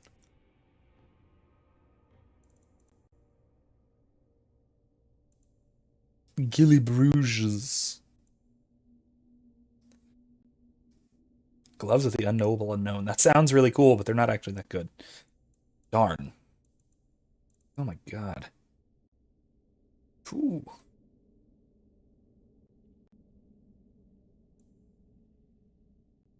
Physical damage. I'm gonna stick with what I got for now. I like fire damage. Fire damage is good.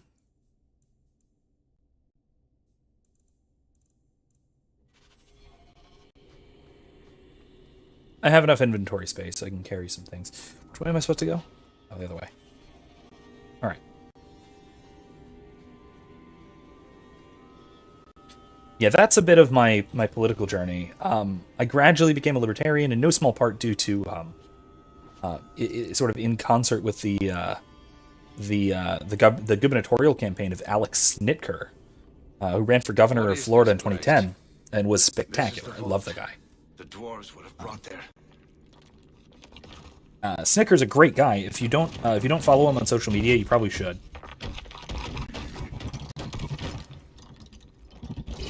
That can't be good.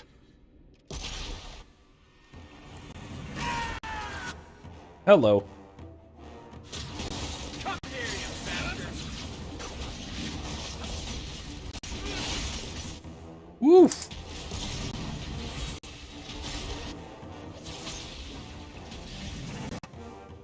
Oh, everyone run.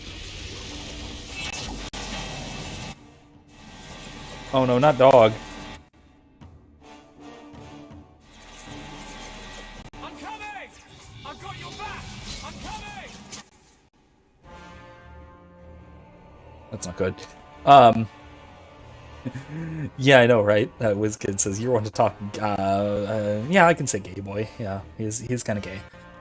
He's kind of bi, actually, I think. But either way, WizKid says I watched an interview with Bush about a year ago.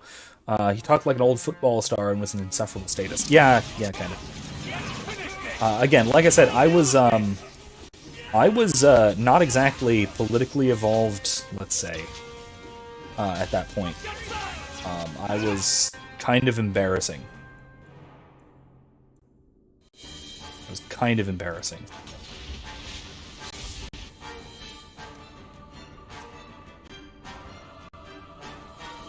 Wait, I can't heal the dog? Fine.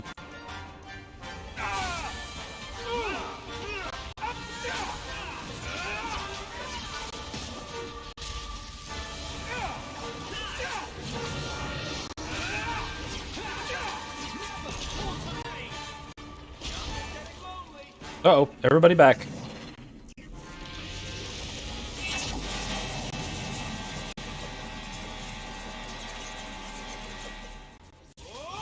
Sorry guys, Sable's down. Oops.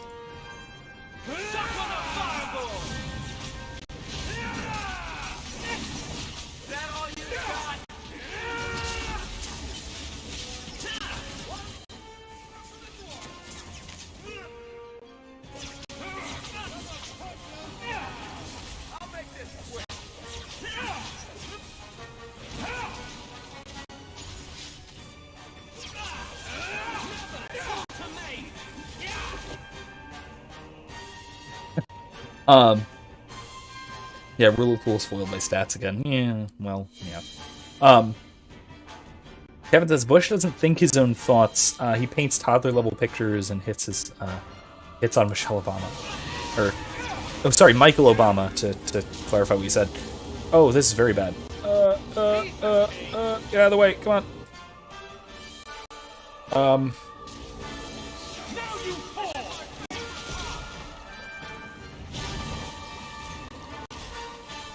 Everybody over here, come on.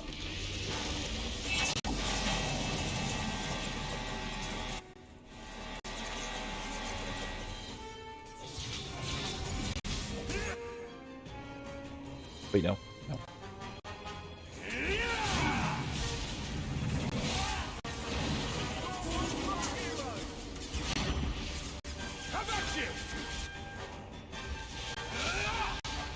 There we go, got him. Nice. Love it.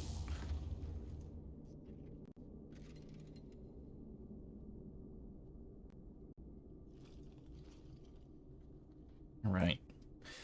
Well, anyway. Yeah. The rock wraiths are supposed to be dwarven legends. They're not even supposed to be real. Looked pretty real to me. I suppose it doesn't matter. Look at what it was guarding. That is not yours. The key you require is in the chest. Leave all else, for it is mine. No. Not to point out the obvious, but can you imagine what this stuff would be worth on the surface? You will not. It is mine, all of it. Take only the key, or I shall destroy you. You mind? Way ahead of you. Bianca says the treasure is ours. Oh, that was badass. All right.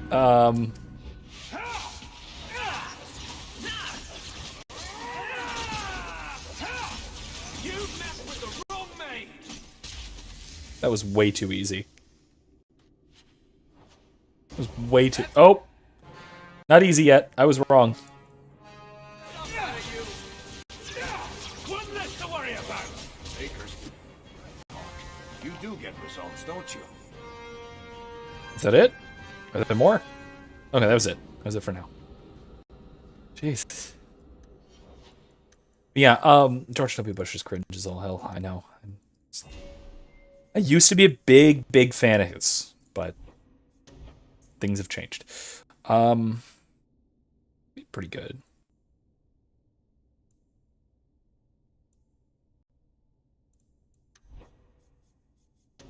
Yeah.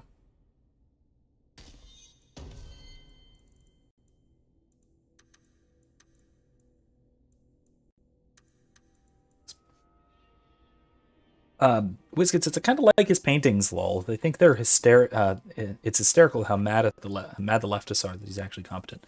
Yeah, honestly, he's not bad. He's not bad. Ooh, yeah. Yeah, I can't really fault his painting. I don't. From what I've seen, it's actually not bad. Like you said.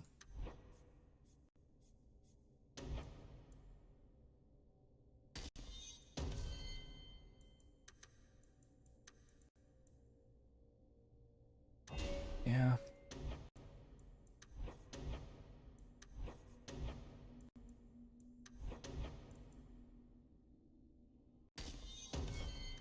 Okay. Now, let's collect all of this massive amount of treasure. This is absurd. Valdecine. That's pretty nice. Good. You found the key. Let's collect the best pieces we can carry out of here and then go. That's it? Can't take any of this giant pile of gold? Well, whatever. Alright, if you say so. Someone says, oh, leftists get mad at his paintings? I guess I shouldn't be surprised, but if that's true, then I guess I can give him those points. Honestly, it seems to me like more and more leftists have been less critical of George W. Bush lately. How long to get back? If we're unlucky, maybe a week. And if we're lucky? We stumble over Bartrand's corpse on the way. Hey-o. But yeah, actually, it seems to me at least that leftists have gotten less and less angry at George W. Bush by comparison because Orange Man. You know? We're back where we started. And in only 5 days. Not bad, eh?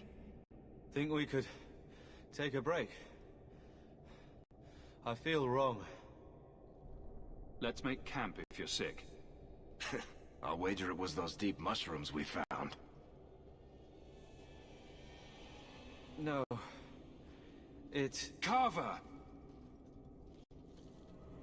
Uh-oh. It's the Blight. I can sense it. Just like that Templar, Wesley. I'll be just as dead. Just as gone. There must be some other way. I'm not going to make it. Not to the surface. Not anywhere. Uh-oh. It's getting worse. There might be something we can do. I stole the maps from a warden that had come to Kirkwall. I wanted to know if he was looking for me. He wasn't. The maps were for planning their own expedition into the deep roads. Does that mean the Grey Wardens are here? If the Wardens are here, I know where.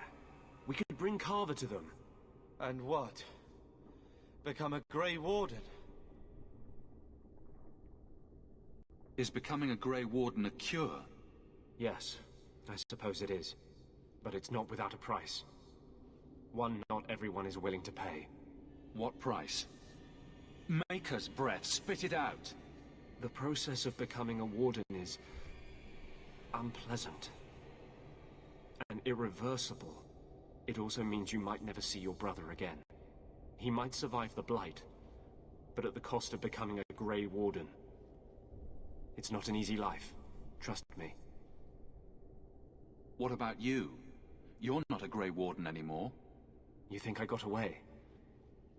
Eventually they, or the Circle, will drag me back. I've got no illusions about that. Is this even possible? How does someone become a Grey Warden? I can't tell you. But it's not something you can undo once it's done. Even if you want to. This just keeps sounding better and better. They might agree to it, however. That's if we can find them in time. So you know how I mentioned the whole family drama thing, and how Hawke is here to kick ass and protect his family, and he's all out of family? Well, almost. But But yeah, this is why you bring Carver to the Deep Roads, so he can go become a Grey Warden, which is by far a better fate than what otherwise would be waiting for him. I'll explain that later, I suppose. If there's even a chance, we must take it. Then I hope I'm right. This is also why you have to bring Anders. If you don't bring Anders, he just dies. What's wrong? I think they're nearby. Or it could be Darkspawn. That's a lot of Darkspawn.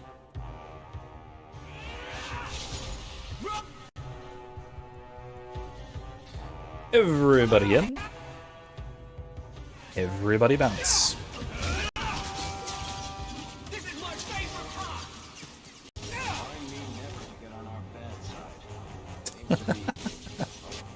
Never get on our bad side. That's...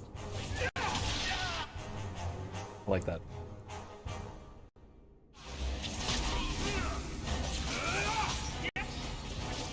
Uh-oh. Sable, we kind of need you here.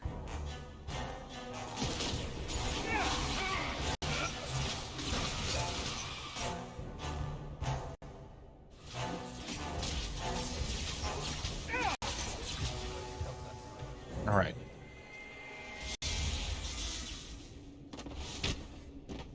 Ooh, it's Stroud. Anders. Fancy meeting you here, Stroud.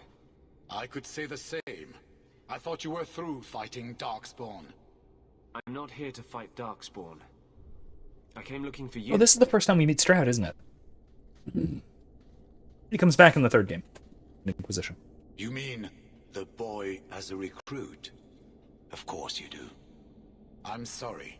I know this comes as no comfort to you, but we do not recruit Grey Wardens out of pity. It is no kindness. You think it's kinder to let Carver die from the blight? Sometimes it is. Yes. Stroud, trust me when I say this one is worth your time. With the blight over, you Wardens don't have recruits lining up. This is no simple thing, Anders. This may be as much a death sentence as the sickness, and you know it. He'll die anyway. Take him and try. I'm asking you. If the boy comes, he comes now, and you may not see him again. Being a Grey Warden is not a cure. It is a call. Are you sure about this? Ooh, calling. That's relevant. He said calling. Calling is I don't know if I've talked about this before. Calling is how Grey Wardens die if they aren't killed by the Blight or by the Darkspawn. They eventually hear the calling to the Deep Roads, and they go and wander into the Deep Roads and fight Darkspawn until they're killed. It's a kind of magical thing that happens to all Grey Wardens, and rumor has it that Dalen, the Grey Warden you play as in the first game, is off trying to find a cure for the calling. I wish it hadn't worked out this way. We must move quickly if we are to make the surface in time. Then, I guess this is it. Take care of Mother.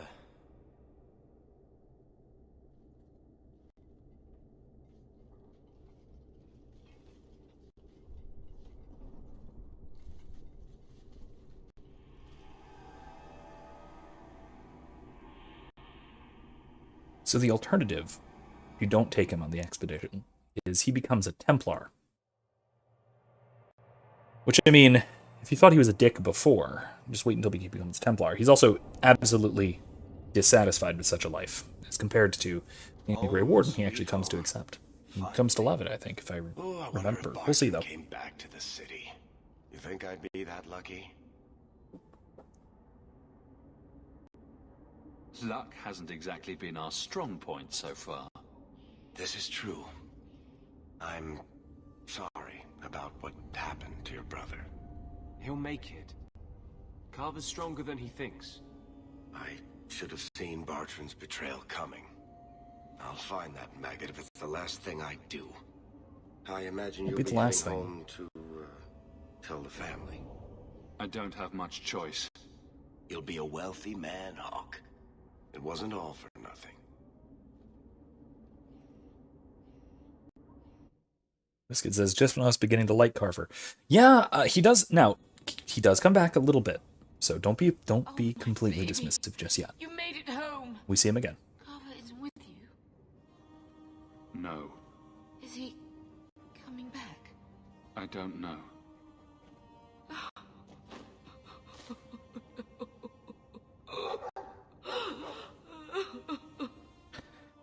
That's rough. So the champion's brother was a Grey Warden.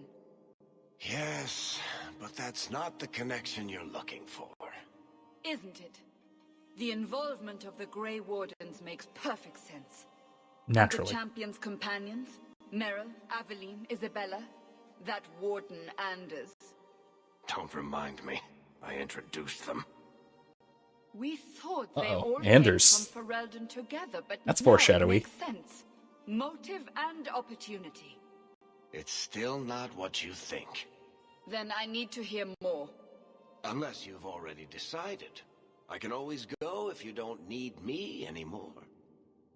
No, we need to hear the rest of the story. The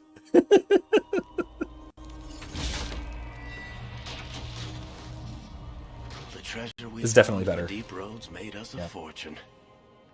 The champion moved up in the world. Literally. Bought a mansion in Hightown. Everyone knew who he was now. Even the Viscount was taking notice. The Grey Wardens left Kirkwall. It was months before we learned Carver survived. 3 years later, the Qunari still hadn't left. The Qunari insisted they were waiting for their ship. But some of us knew better.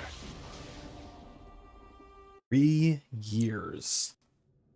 See, this is another one of those crazy things. Like, we've already in this game, we've already jumped ahead a year, and now we just jumped ahead another 3 years.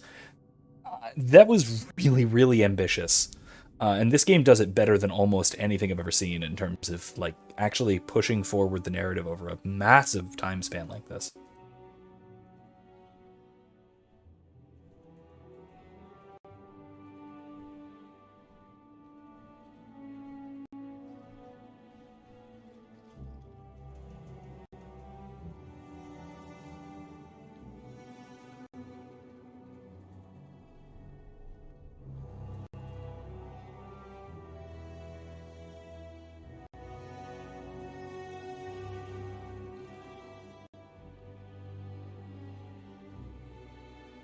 The compound was not meant to be permanent.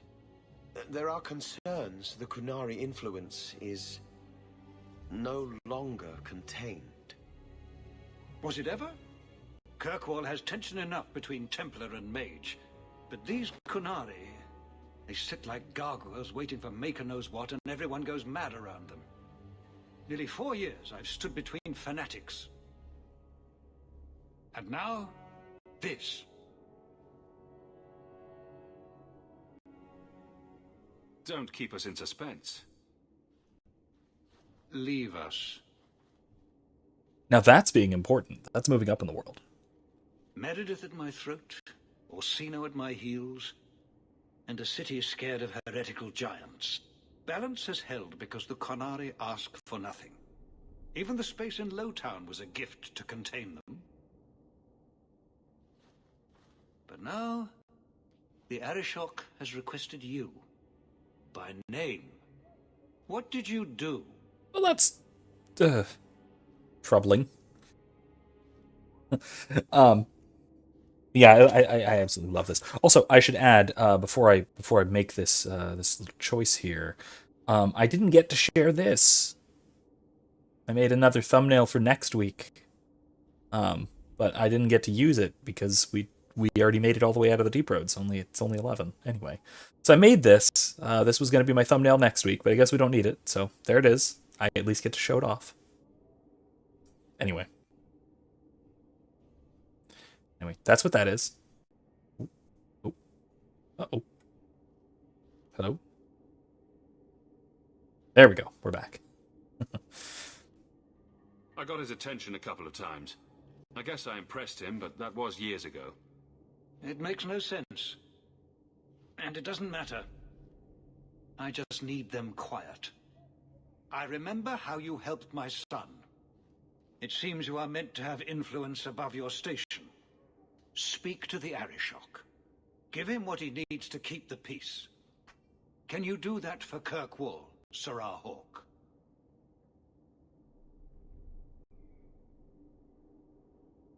Any idea what I can expect? None. Honestly, I don't think I've heard 2 direct words from the Arishok. Other than his rather deliberate phrasing of begone. If you think his asking me to notify you of this is strange, well, you would be right. That sounds like a power move, really. Sounds like you'd be better off without this headache. Using the Viscount as a messenger boy. We don't have the resources to force the issue. At least, not in a way that would leave the city intact. If they had come to conquer, I suspect they would have done so.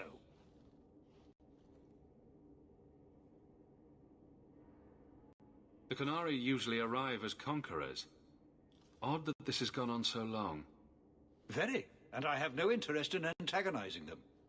That is partially why I suffer being a messenger today. A treaty exists, and it has been honored. Although... you have doubts? They claim they're waiting for a second ship. But it has been 3 years. They want something else. Bet they do. They're heretical, extremist conqueror types.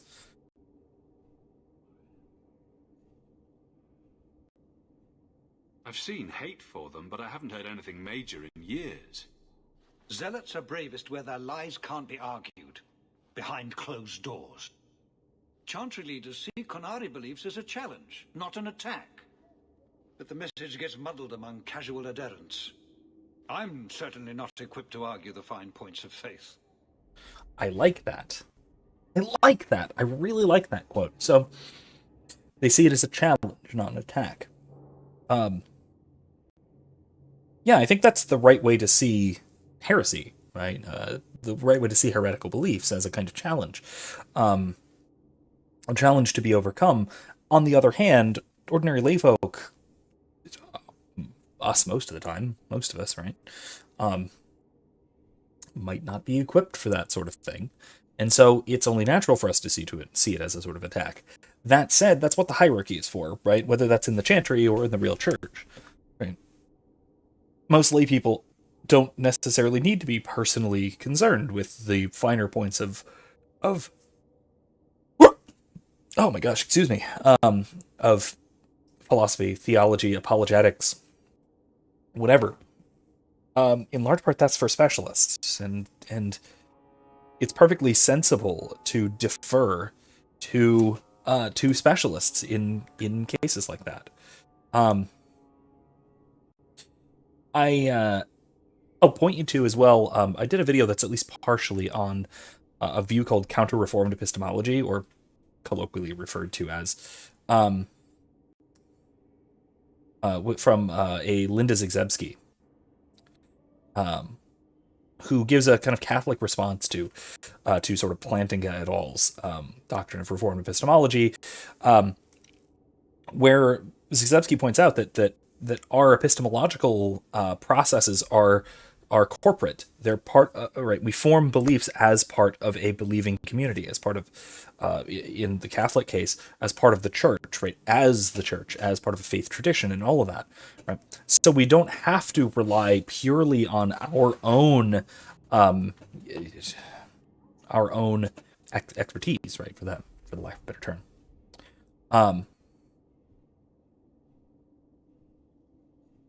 And I think that's kind of a key that's very important for us to remember is that you know, I have certain specializations and I don't have others. You know, I'm not a theologian by training. That is a very specific, precise title, and so I defer to theologians, right, when it comes to such things. I am a philosopher by training. That's kind of what I do, and so that means that I'm hand-bending to theology. I'm not a theologian myself. And so what this means is I do a certain role, I play a certain part, but that's part of a larger structure. And because I'm part of that larger structure, and we all are, right? we can all depend upon the structure as a whole for our epistemology. Wizkid says a politician being honest about their own ineptitude in a given dimension. Oh, that.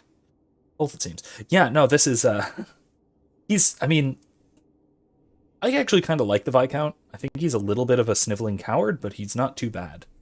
He's a little bit too big for his britches in some cases and a little bit too small in others. But at the same time, I do actually kind of like him. He's at least honest, especially for a politician.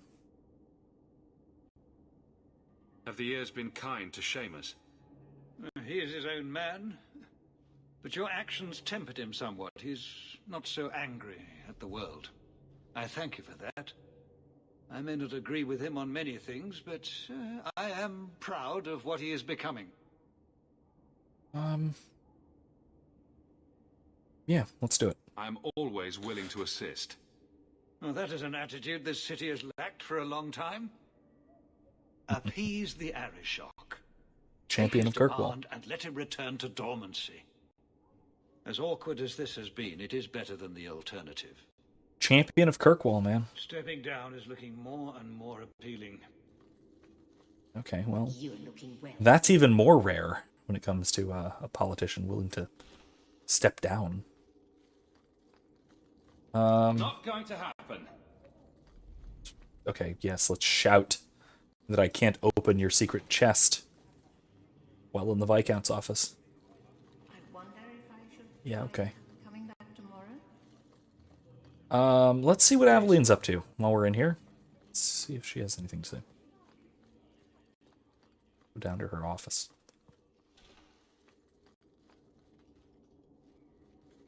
We'll need to give them answers by tomorrow, Captain. I'll have them. Dismissed. The Seneschal was particularly vocal. Dismissed.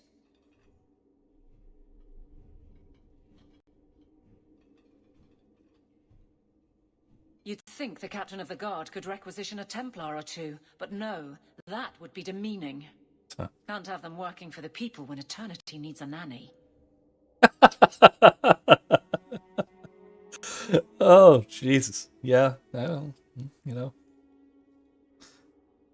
I get where they're coming from, but also, yeah, it seems like they are just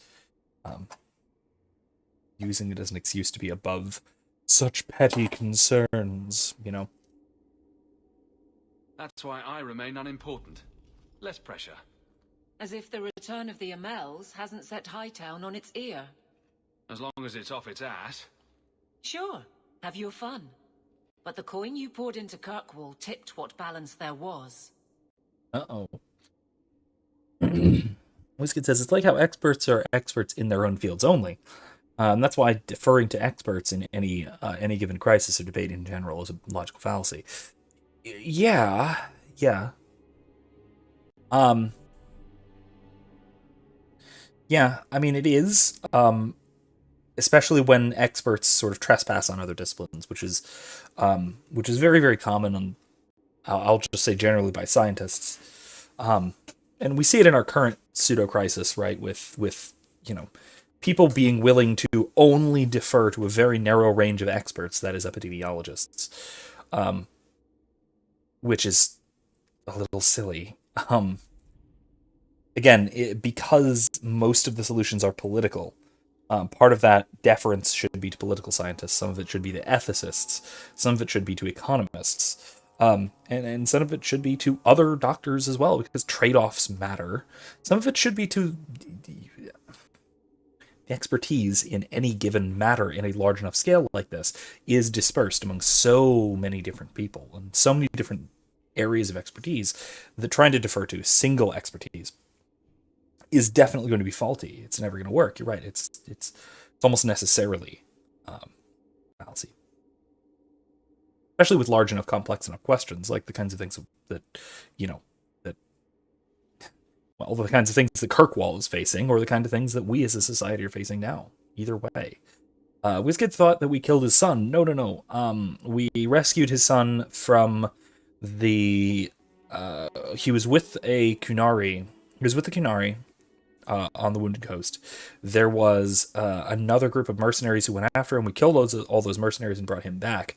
The one who died was the Qunari that he was hanging out with, being buddy pals with. He was killed by the other mercenaries, the Qunari. Seamus, the Viscount's son, was fine. He was fine. He was not happy, but he was fine. Kevin says, wouldn't stepping down from political office be cowardly and wrong if your position might be filled by worse people? It depends.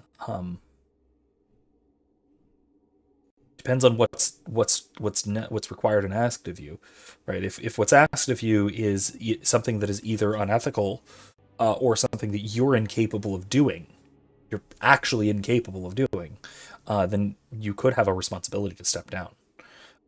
Now, if it is likely to be fulfilled by somebody worse, or by somebody worse, that might still be acceptable if. So, for example, if the Viscount can't do something, if he can't pacify or expel a Qunari, and he expects somebody else, if his replacement, say, also can't do so, fine, it's a wash, right? If you can't accomplish something that you have a responsibility to do, you have an obligation to step aside and allow somebody else to, even if the person who steps up should not be the one who steps up because they're incapable of doing so. That's their moral failing, not yours. And that's important to remember, is that that moral blame is assigned for all this talk of sort of corporate responsibility for knowledge, this epistemic communities and such. Moral worth and moral blame and moral praise does fall on the individual. Right? So if the Viscount determines that he's incapable of resolving the situation, utterly incapable, and he has a responsibility to resolve the situation, it seems he has an obligation to resign, even if the next person would also be incapable of doing it. Because, well, fine, maybe they shouldn't have signed up for the job either, but that's on them. Yeah, politics gets really nasty this way in terms of, especially in terms of ethics, because we have this temptation to separate out individual ethics and political ethics, right? It's the whole, like, the most stereotypical example of this is all of those Democratic Catholic politicians who say that they are personally opposed to abortion but not politically, right? Things like that, which is utter nonsense, right? But on the other hand, right, we have the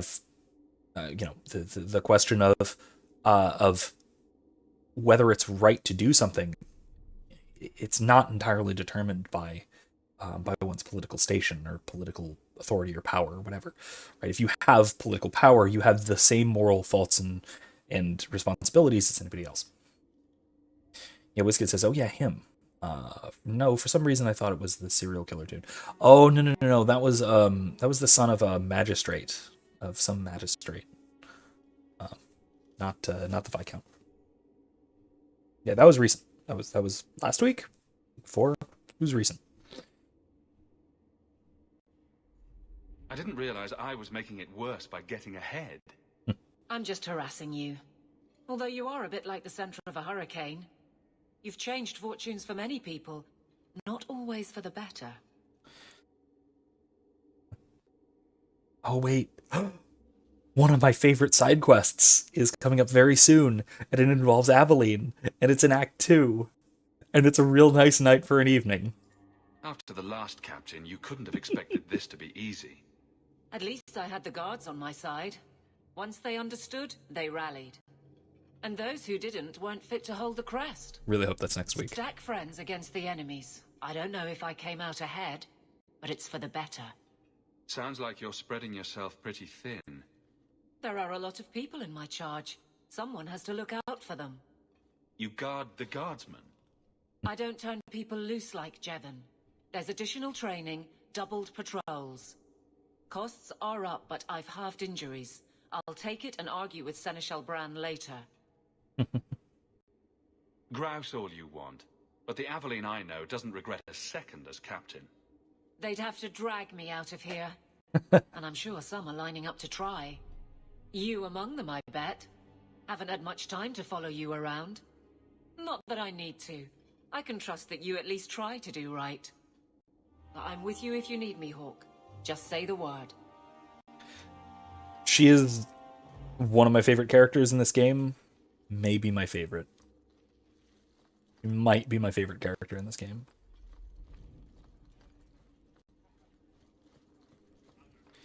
Alright, onward we go.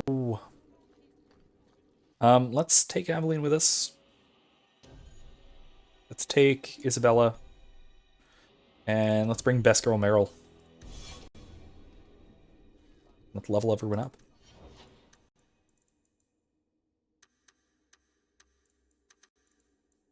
Okay.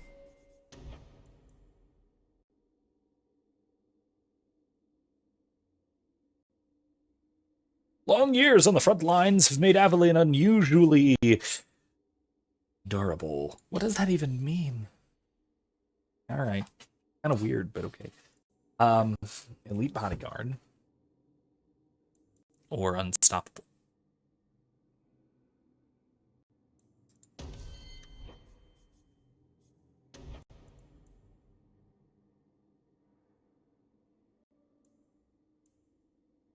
He's the guard.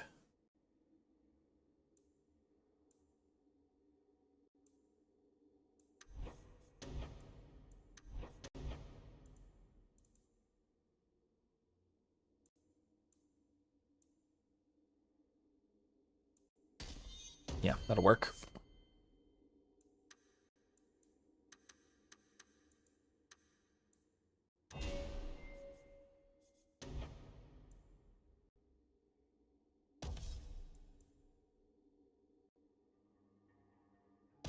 Yeah. That'll do.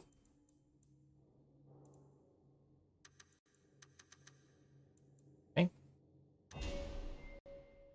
Wizkid agrees. Best girl. Yeah, she's fantastic. All right. Loss of the Dales. Oh no. Okay. And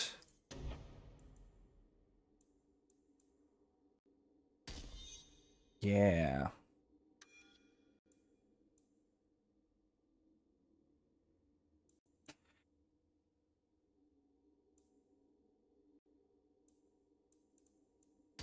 Let's do an area spell. I love area spells. The mages are 4. All right. Now what? I mean, we're just now opening up. Oh, here we go. All right. Oh, there you are. I've been looking everywhere for you, Messiah. If only you humans didn't all look the same. I was called to the keep on important business, Bodan.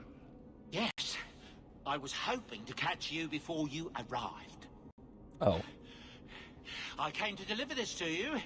The last of the proceeds from all that treasure you found in the deep roads. It seems your friend Varric found a buyer after all, yes? Quite well done. I can put this to good use. Of course. Always Nice. happy to help.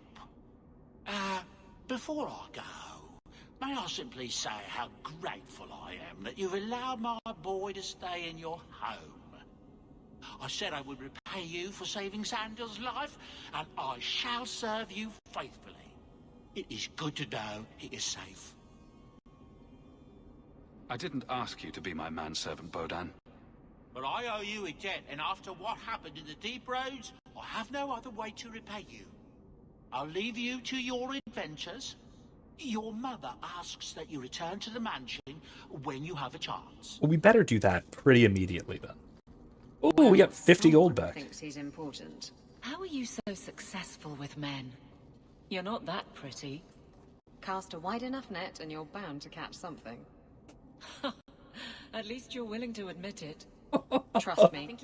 I've heard "get away from me, you pirate hag" more times than I care to count. Doesn't that bother you? Oh my god. Why should it? They don't know me. I know me. I love that.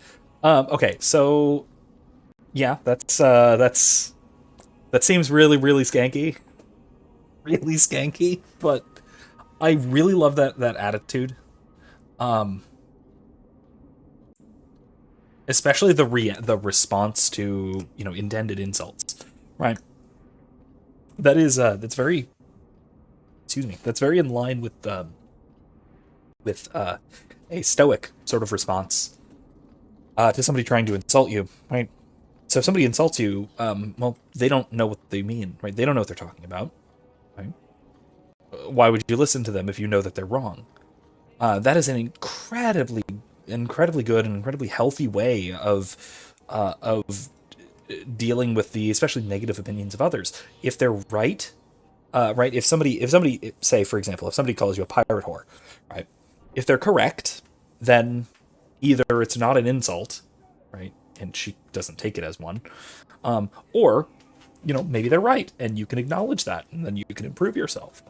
Alternatively, if they're wrong, then you know that they're wrong. And Epictetus says, one of the most well-known Stoic philosophers, Epictetus says that if they're wrong, then you should pity them, not be angry at them. Pity them for being wrong. I think that that's a fantastic way to respond to insults.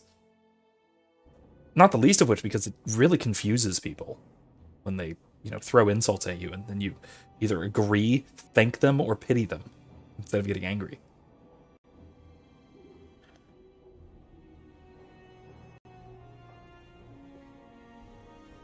A loot.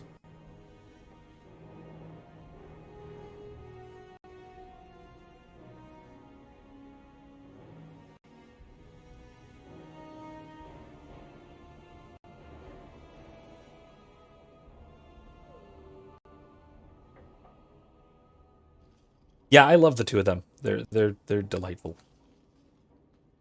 These pajamas, Hawke. I love those. I love those pajamas. I don't even know, are those pajamas or is that just kind of a smoking jacket? Either way, I love it. Nicely. It's been hard work to get here. Indeed. I Still, love that. More coin never hurts, right? Say, if someone wanted to pass some work your way... I'm listening, Aveline. What's the trouble? A thorn in my side, inventing trouble and scaring people. Remember Emmerich, the Templar? He wants your help, and some sort of official sanction. Official sanction? For his investigation. He's convinced that every random murder in the past few years is connected, and he won't be quiet. Kevin says, I love stoicism for things like that. I try to employ it in my day-to-day interactions. Good. I think you should. If you haven't seen my video on stoicism, I recommend it. It kind of goes over a lot of, especially that stuff. It's easily searchable, but I'll also, like I said, like everything else, I'll throw it in the description afterwards. Seems like it should be easy to prove if there are bodies. Kirkwall isn't the safest place. That doesn't mean everything terrible is related. There's no sense to that. Can't be.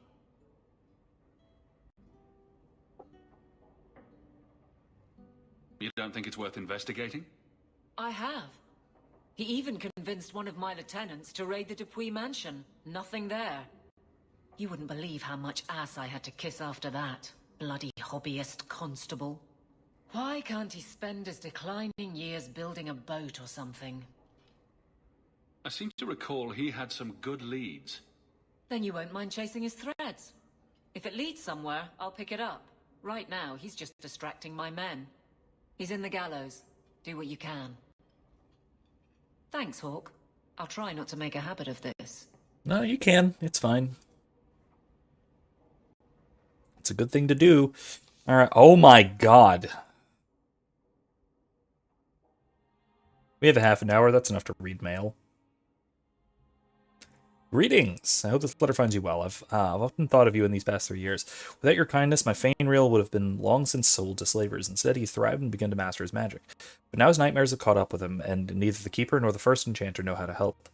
I don't know where else to turn. Please come by my home in the alienage. I will be waiting to speak with you. Thank you again for the compassion you have shown Fainreal in the past. Sincerely yours, Ariani. Okay. Last of his line, Hawke. I do not know if you remember me, but you helped me deal with the Carta a few years ago. Given the general disreputable character in Kirkwall, I had all but given up hope, and I swore I would reward you properly. Take these coins in the enclosed package. My men and I are preparing to leave Ravain before King Balin's assassins catch up with us again. If the stone favors us, we'll find Kal Sharok and safety soon. If the Harromonts survive this dire time, your name and deeds will be recorded in the memories. With respect, Renville Harromont. Thank you. Underground Railroad. Many people in the city owe you their lives, and I'm one of them. When my friends and I were cornered by Templars, you helped us escape. Oh. Over the years, these were the mages, the blood mages, unfortunately. Over the years, most Starkhaven apostates have been captured, but thanks to the help of many people, I have remained free. You've done so much for the apostates, and if you are moved to do more, contact Mistress Selby near the docks. She knows of many ways you could save more lives, forever in your debt. Terry of Starkhaven. I'll do that. Forbidden knowledge. Sirrah Hawke. Years passed. I fell into wickedness and was swept up in the mad ambitions of a blood mage Tyrone. You spared my life at the Blooming Rose, and for many years I wished you had killed me. But I found the Maker's light in my deepest despair, and I now seek absolution. Tyrone wrote many tomes containing dark secrets she learned from the Fade. She protected them with demons, forged into their very bindings. You must find and destroy these tomes, lest others follow her dark path. I wish I could help, but the Templars never let me leave my cell. I can only send my prayers. Iduna. That was the whore who almost got us to slit our throat. Right. To Hawke. Life with the Dalish hasn't been easy. Keeper Marathari tries her best, but I don't know what else she can do for me. The younger elves won't accept me, and I often hear them whispering behind my back. The elders have more discretion, but I can see it in their eyes. They're afraid of me. I don't know why I'm telling you this. Sometimes it feels like you're the only person I can trust. Your friend, Fainreal. Oh. It's awful. Feeling it.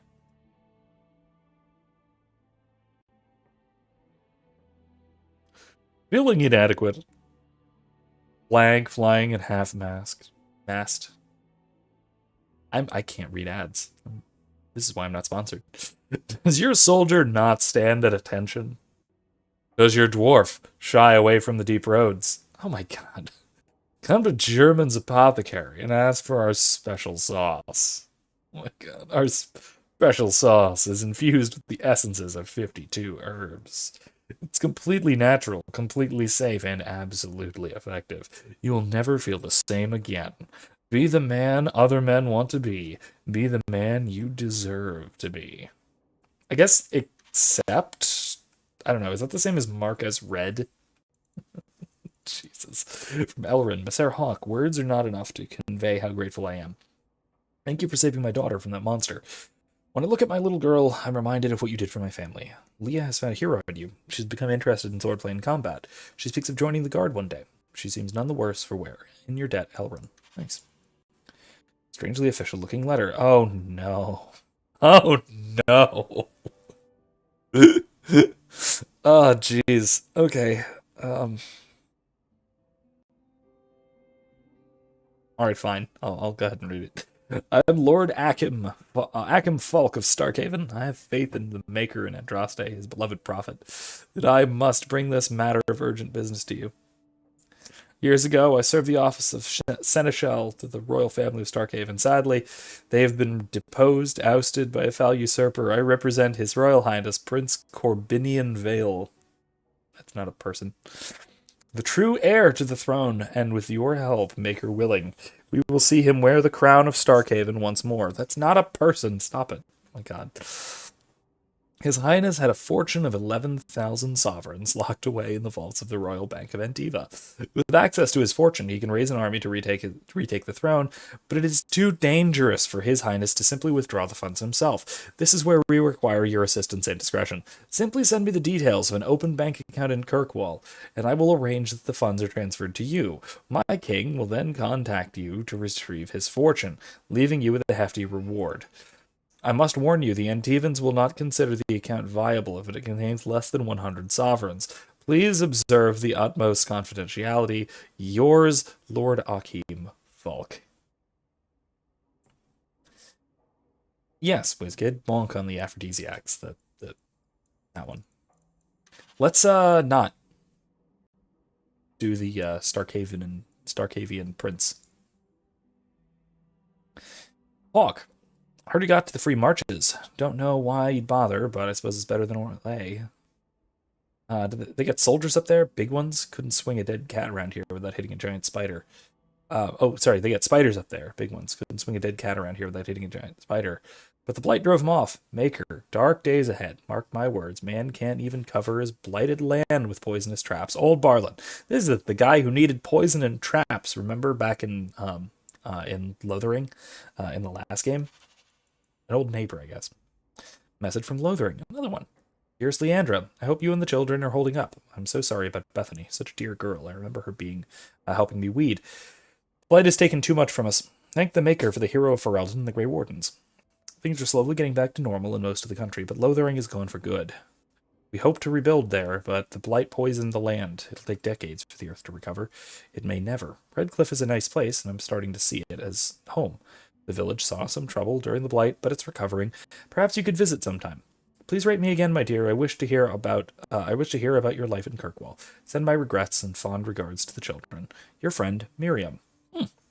Again, letter from home. Very nice. Oh yeah, that was definitely a scam. That's good. Yeah, definitely. Garrett. Oh, to me. How are you? Hope all is well. Things are good here, I suppose. Grey Warden legends do fail to mention a few things, though. I've yet to do anything remotely glorious or honorable since arriving. In fact, most of it's painful, dirty, often horrific work. Thanks a lot. In case you forgot that it's your fault I'm here. The positive is that I'm alive and part of something greater. I have a chance to prove myself. Maybe I'll even step out of your big fat shadow. Thing is, Ferelden already has a hero that's off the blight. Big deal, right? Say hello to Mother and Ganlin for me, Carver. Aw. See? He's doing great, comparatively. That could have been a lot worse.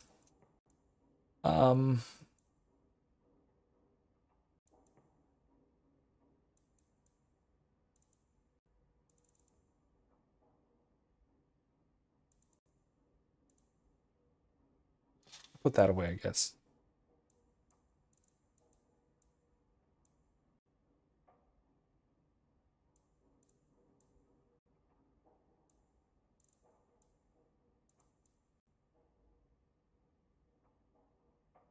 I can sell that.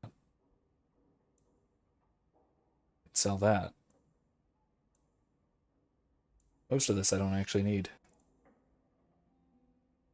That away.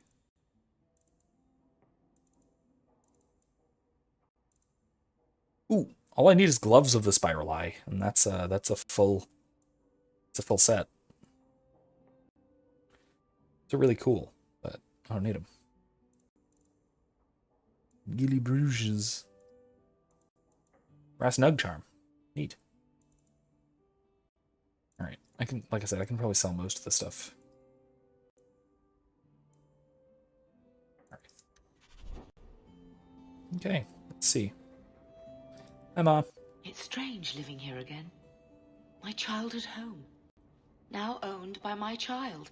It's Nice. not something I could have imagined when I was a little girl staring out this window. I'm still grateful you used your money from the expedition to buy back the estate. I feel like an Amel again. Just don't go all pompous on me, all right? I promise. If there's one thing I learned in Ferelden, it's that good people can be born in a hut as easily as a palace. Honestly, after so many years as a peasant's wife, it feels strange to have nothing to do. But I can't spend the rest of my life mourning Bethany and Carver. They're gone, and I can't bring them back. I guess I just need to start finding you a suitable wife. Hey. I'm working on it. All right. Adventures of the Black Fox. A quest? Huh.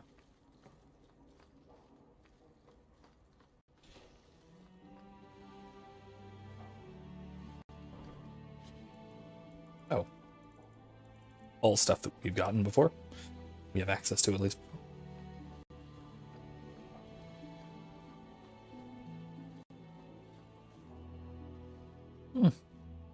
There's our entryway.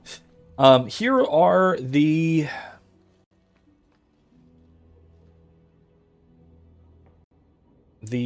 two DLC quests.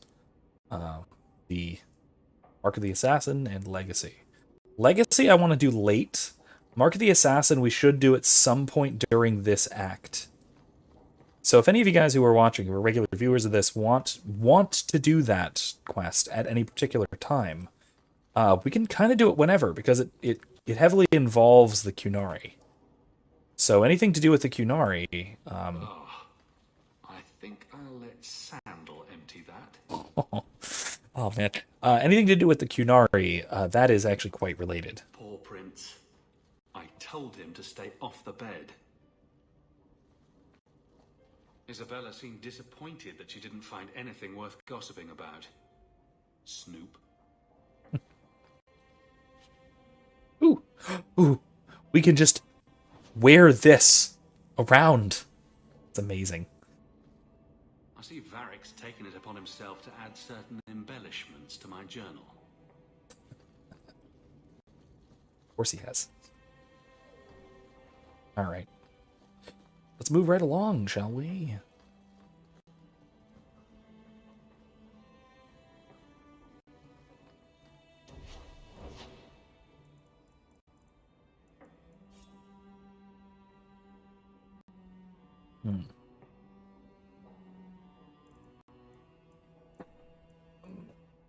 No, I think we're good for now. No, we're good for now. Erica says, game tomorrow, Eddie. That's right. And the next day. We got 2 in a row. Good to see you again, sir.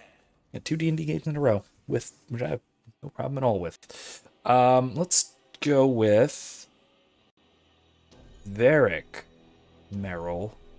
You can't pick Carver. But he's got his nice Grey Warden armor.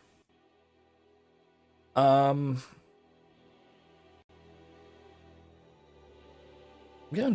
nah, I don't like Fenrir. Yeah, let's go with Aveline for now. Actually, you know what?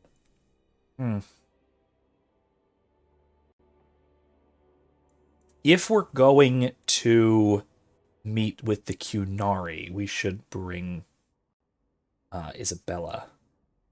Let's do the murder thing for right now.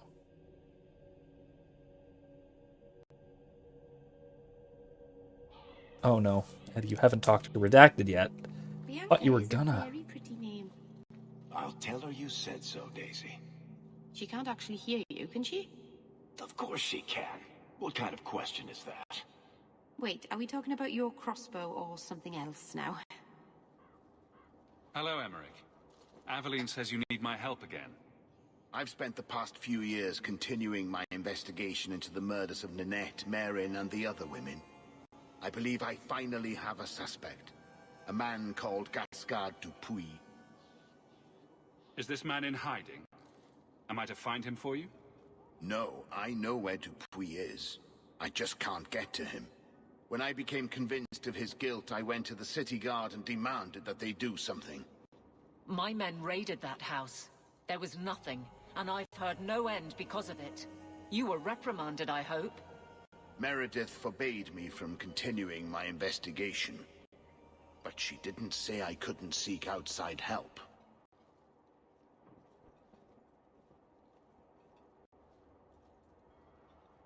Okay.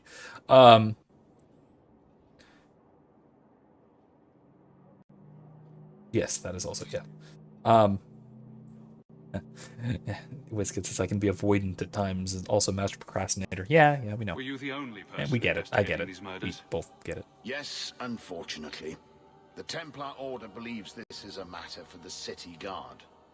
And the City Guard, well, they rejected my evidence and dismissed the murders as isolated incidents. They don't care either. I've seen your evidence. Scattered notes, conjecture, nothing remotely usable. You can't expect us to act on your hunches alone. Look what happened when we did. The guards who searched Gascard's place were incompetent.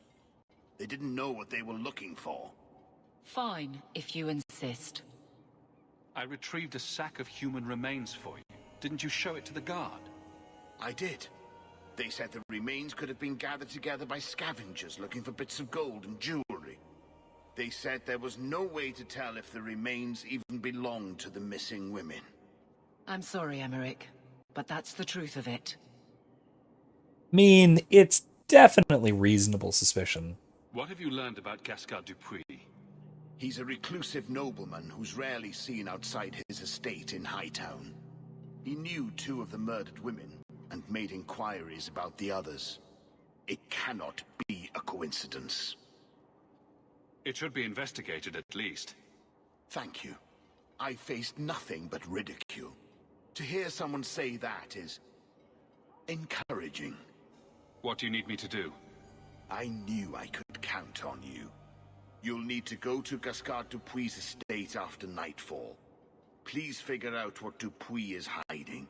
If he's innocent, find evidence to prove me wrong. It's just that simple. Well, I guess we can do that tonight. That'll be a thing we can do. We have time for that. 15 minutes? We should have time for that, yeah. Ah, my young friend. You've returned. I must sound like a chanter, since I know you've heard me say this before, but are you perhaps interested in a small job? I am still in need of a few rare ingredients that, I have to admit, are difficult to obtain. We can try. Let me know what you need and I'll see what I can do. Wonderful. I'll write up a list for you. Alright. Let's sell all my junk. I need that.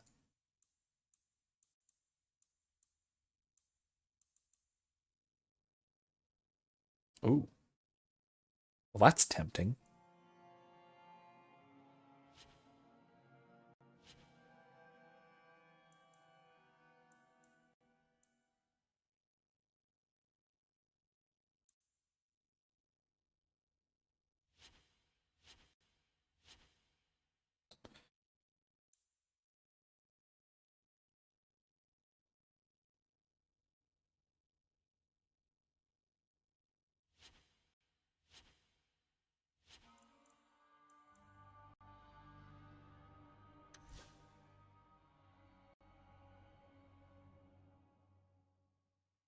Hmm.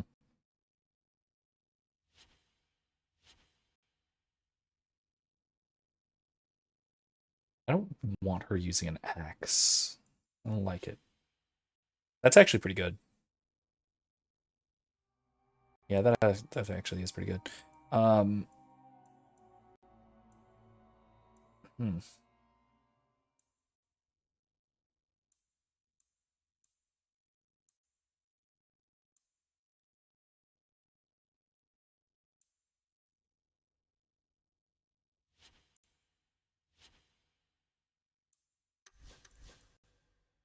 Valdecine. It actually might be good for her, but I don't know.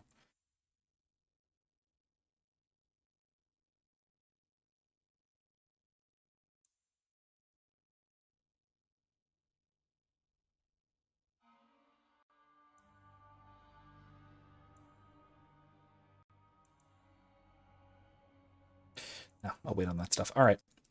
Welcome back to Souls, my friend. Intriguing. Mage goods. Libertarian fraternity staff. Free staff, free man staff. Yeah. Ooh, hello. It's tempting. Also tempting.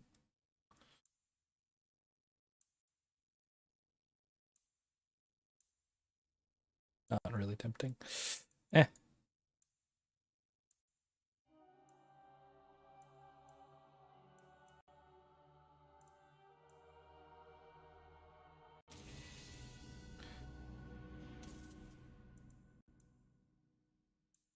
Okay. All right. So let's go and do the thing. Investigate that murder. Break and enter.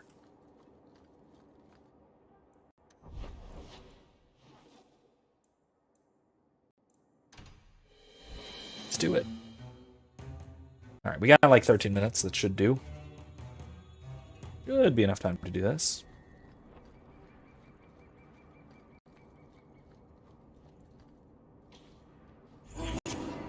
Come on, Sable. Let's go. What in the world?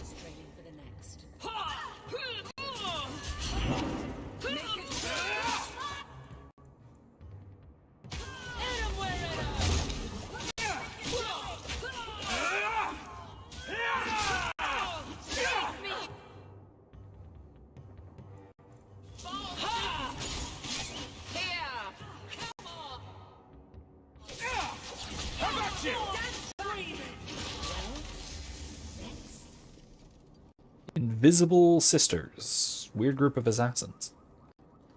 Who attacked us for some reason.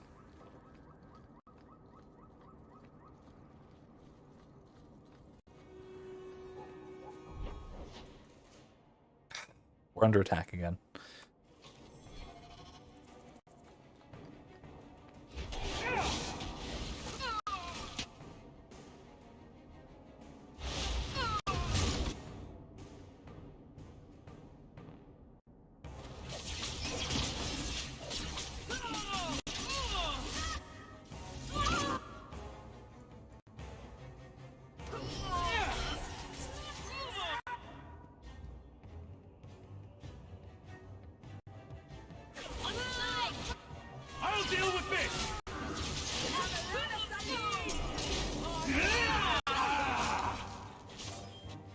My goodness.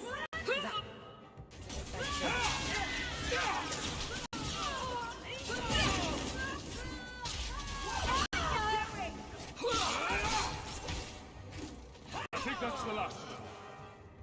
Okay.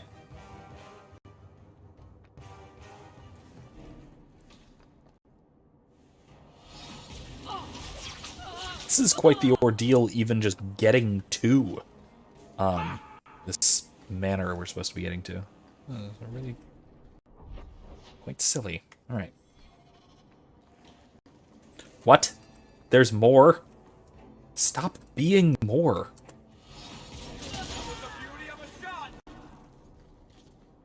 Crazy. Alright, onward we go.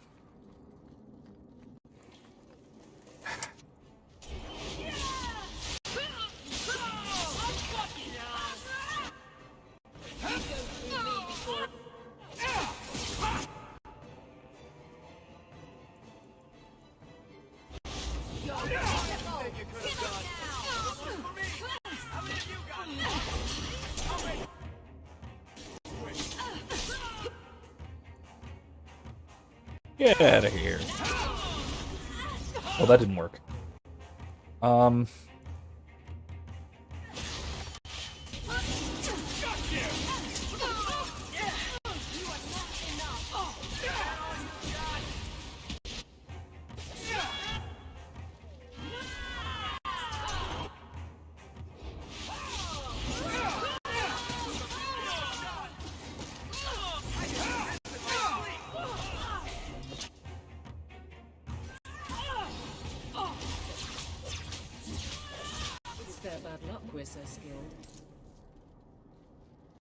Yeah, that was a big group of this is a massive group of assassins all repeatedly attacking us because we're walking the streets at night. This is a little weird.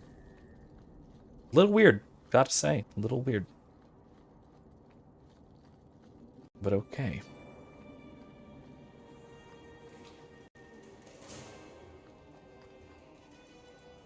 Not what I expected.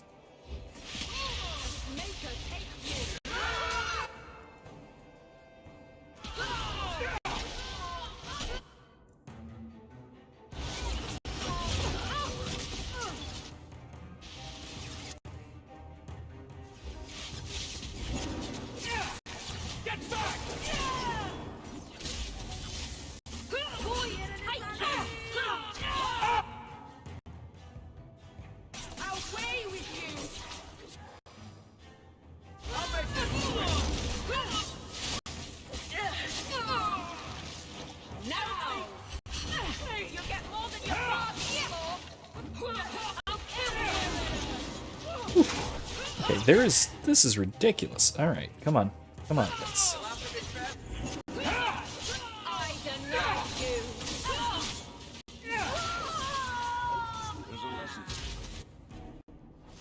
Messing with us is suicidal. Yeah, I think Varric's right. That was a massive amount of people to go after basically invincible people. Woo! All right, let's do this. Let's break and enter. With the guard captain. Seems like not a great idea. It's alright, though. Oh, well, it's guarded by demons. So, you know, that's probably not a big deal. You know, that's probably fine.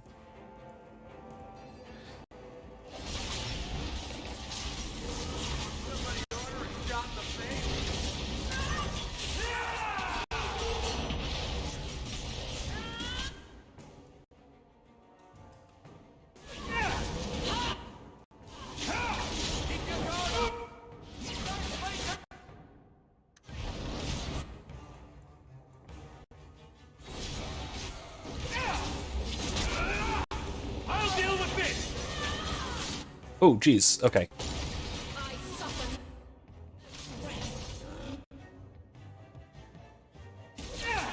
Go down!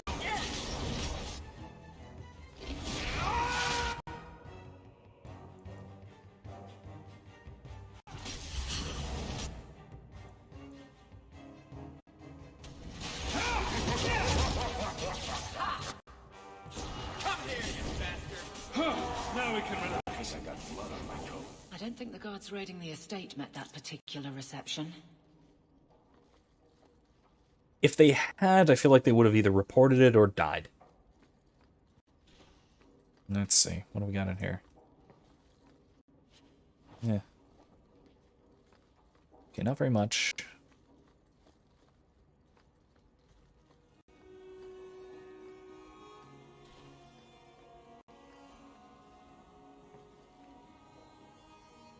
The mirror, am I getting weird grainy textures in here?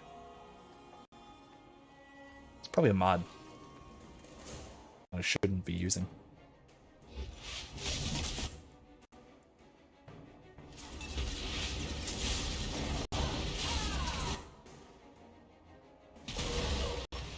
Nicely done.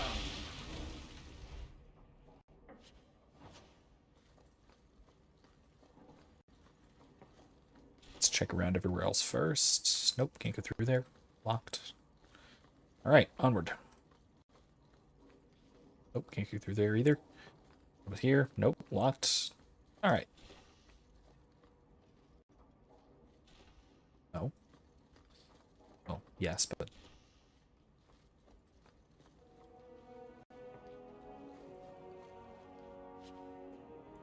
Rune of striking. Alright, cool. Alright. Nothing there. Locked.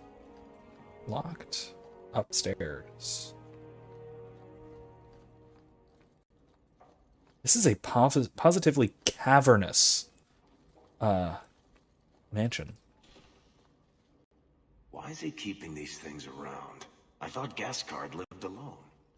Perhaps these belong to a family member. Hmm. That's sketchy. Very sketchy. Alright, well. Help me, please! He's gone mad! You're not him. Shit, I know what this looks like, but I didn't hurt her. Let her go, and we can talk. If I let her go, you'll kill me. I don't know why you're here, but there's a killer out there, and I think he's playing us both. Suspicious. Just let me explain. All right. We'll see if you can talk yourself out of this. 20 silver if he says, "It wasn't me, it was the one-armed man." Several years ago, my sister was murdered. The bastard's now in Kirkwall, killing again. The same way he killed my sister. It starts with a bouquet of white lilies. He sends them to each new victim. Alessa was going to be next. I took her, so he'd have to come to me. I was finally going to face my sister's killer, but then you showed up. He's lying! He hurt me! I've explained this. I need your blood to track you down. If he took you, it was for your protection. Let go of me! That voice did not She'll go match. straight to the city guard. They'll ruin everything. So yeah, Blood Mage. I could report you to the Templars for blood magic. Yes, I've used blood magic and lyrium to augment my powers. I'm not proud of what I've done, but I had to. He took my sister from me. Can't you just tell the city guard what you told me? She's right here. Yes, can't you? Why? I don't want him arrested. This isn't about justice. I need to be the one to bleed him dry. Okay. Selfish little shit. How many of you risked by keeping this to yourself? Yeah, that's... I mean, okay, so we've talked before about problems about vengeance, right? But most of that has been vengeance in the pursuit of justice. This is when vengeance subverts justice. Right, so explicitly and not just implicitly going against the pursuit of justice. That's when it gets a little bit too crazy. Or when it gets obviously crazy, let's say. When it goes obviously too far. Anyone should be able to see the problems. Emmerich was certain you were the killer. Of course he was. But I was trying to find the killer just like him. Our paths crossed and he just assumed I was the murderer. You really did make yourself a target, though. Kidnapping people and all. I suppose that's fair. Jesus. Who killed your sister? A powerful and experienced blood mage. I believe he uses the women for some ritual. His victims are attractive, healthy women with few social ties. I can help you track down your sister's killer. Let's just do it. No, I can manage on my own. I'm headed to Darktown. If you learn anything new about the killer, find me there. I have a score to settle with him.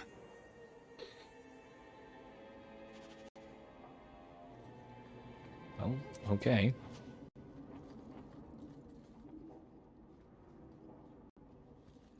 Well, alright. That's it. That's all we got there. So, let's go back downstairs. There's no stairs there. That's weird. Alright, let's get out of here. And then we'll wrap it up. We'll pick up here next time. We may or may not directly follow this up now. I kind of want to lollygag on this quest just a little bit for reasons that will eventually be apparent. But there's other things that we can definitely do. We need to talk to the Arishok. We need to talk to the rest of our companions and just sort of hang out a little bit. We are well and truly into the depths of Act 2. So, it is about midnight. So thank you all again for joining me. Hope to see you guys next time. Monday, we are going to be back to Far Cry 5. We're going to be continuing there. We might actually finish up the first regional area. We'll see. And then next Thursday, like I said, we're going to be right back here in Dragon Age 2, continuing right where we left off. So thank you all for joining me once again. Let's save everything real quick. There we go. Thank you all for joining me. And keep an eye out for the Loki video. That'll be coming soon. But otherwise, see you next time. Good night.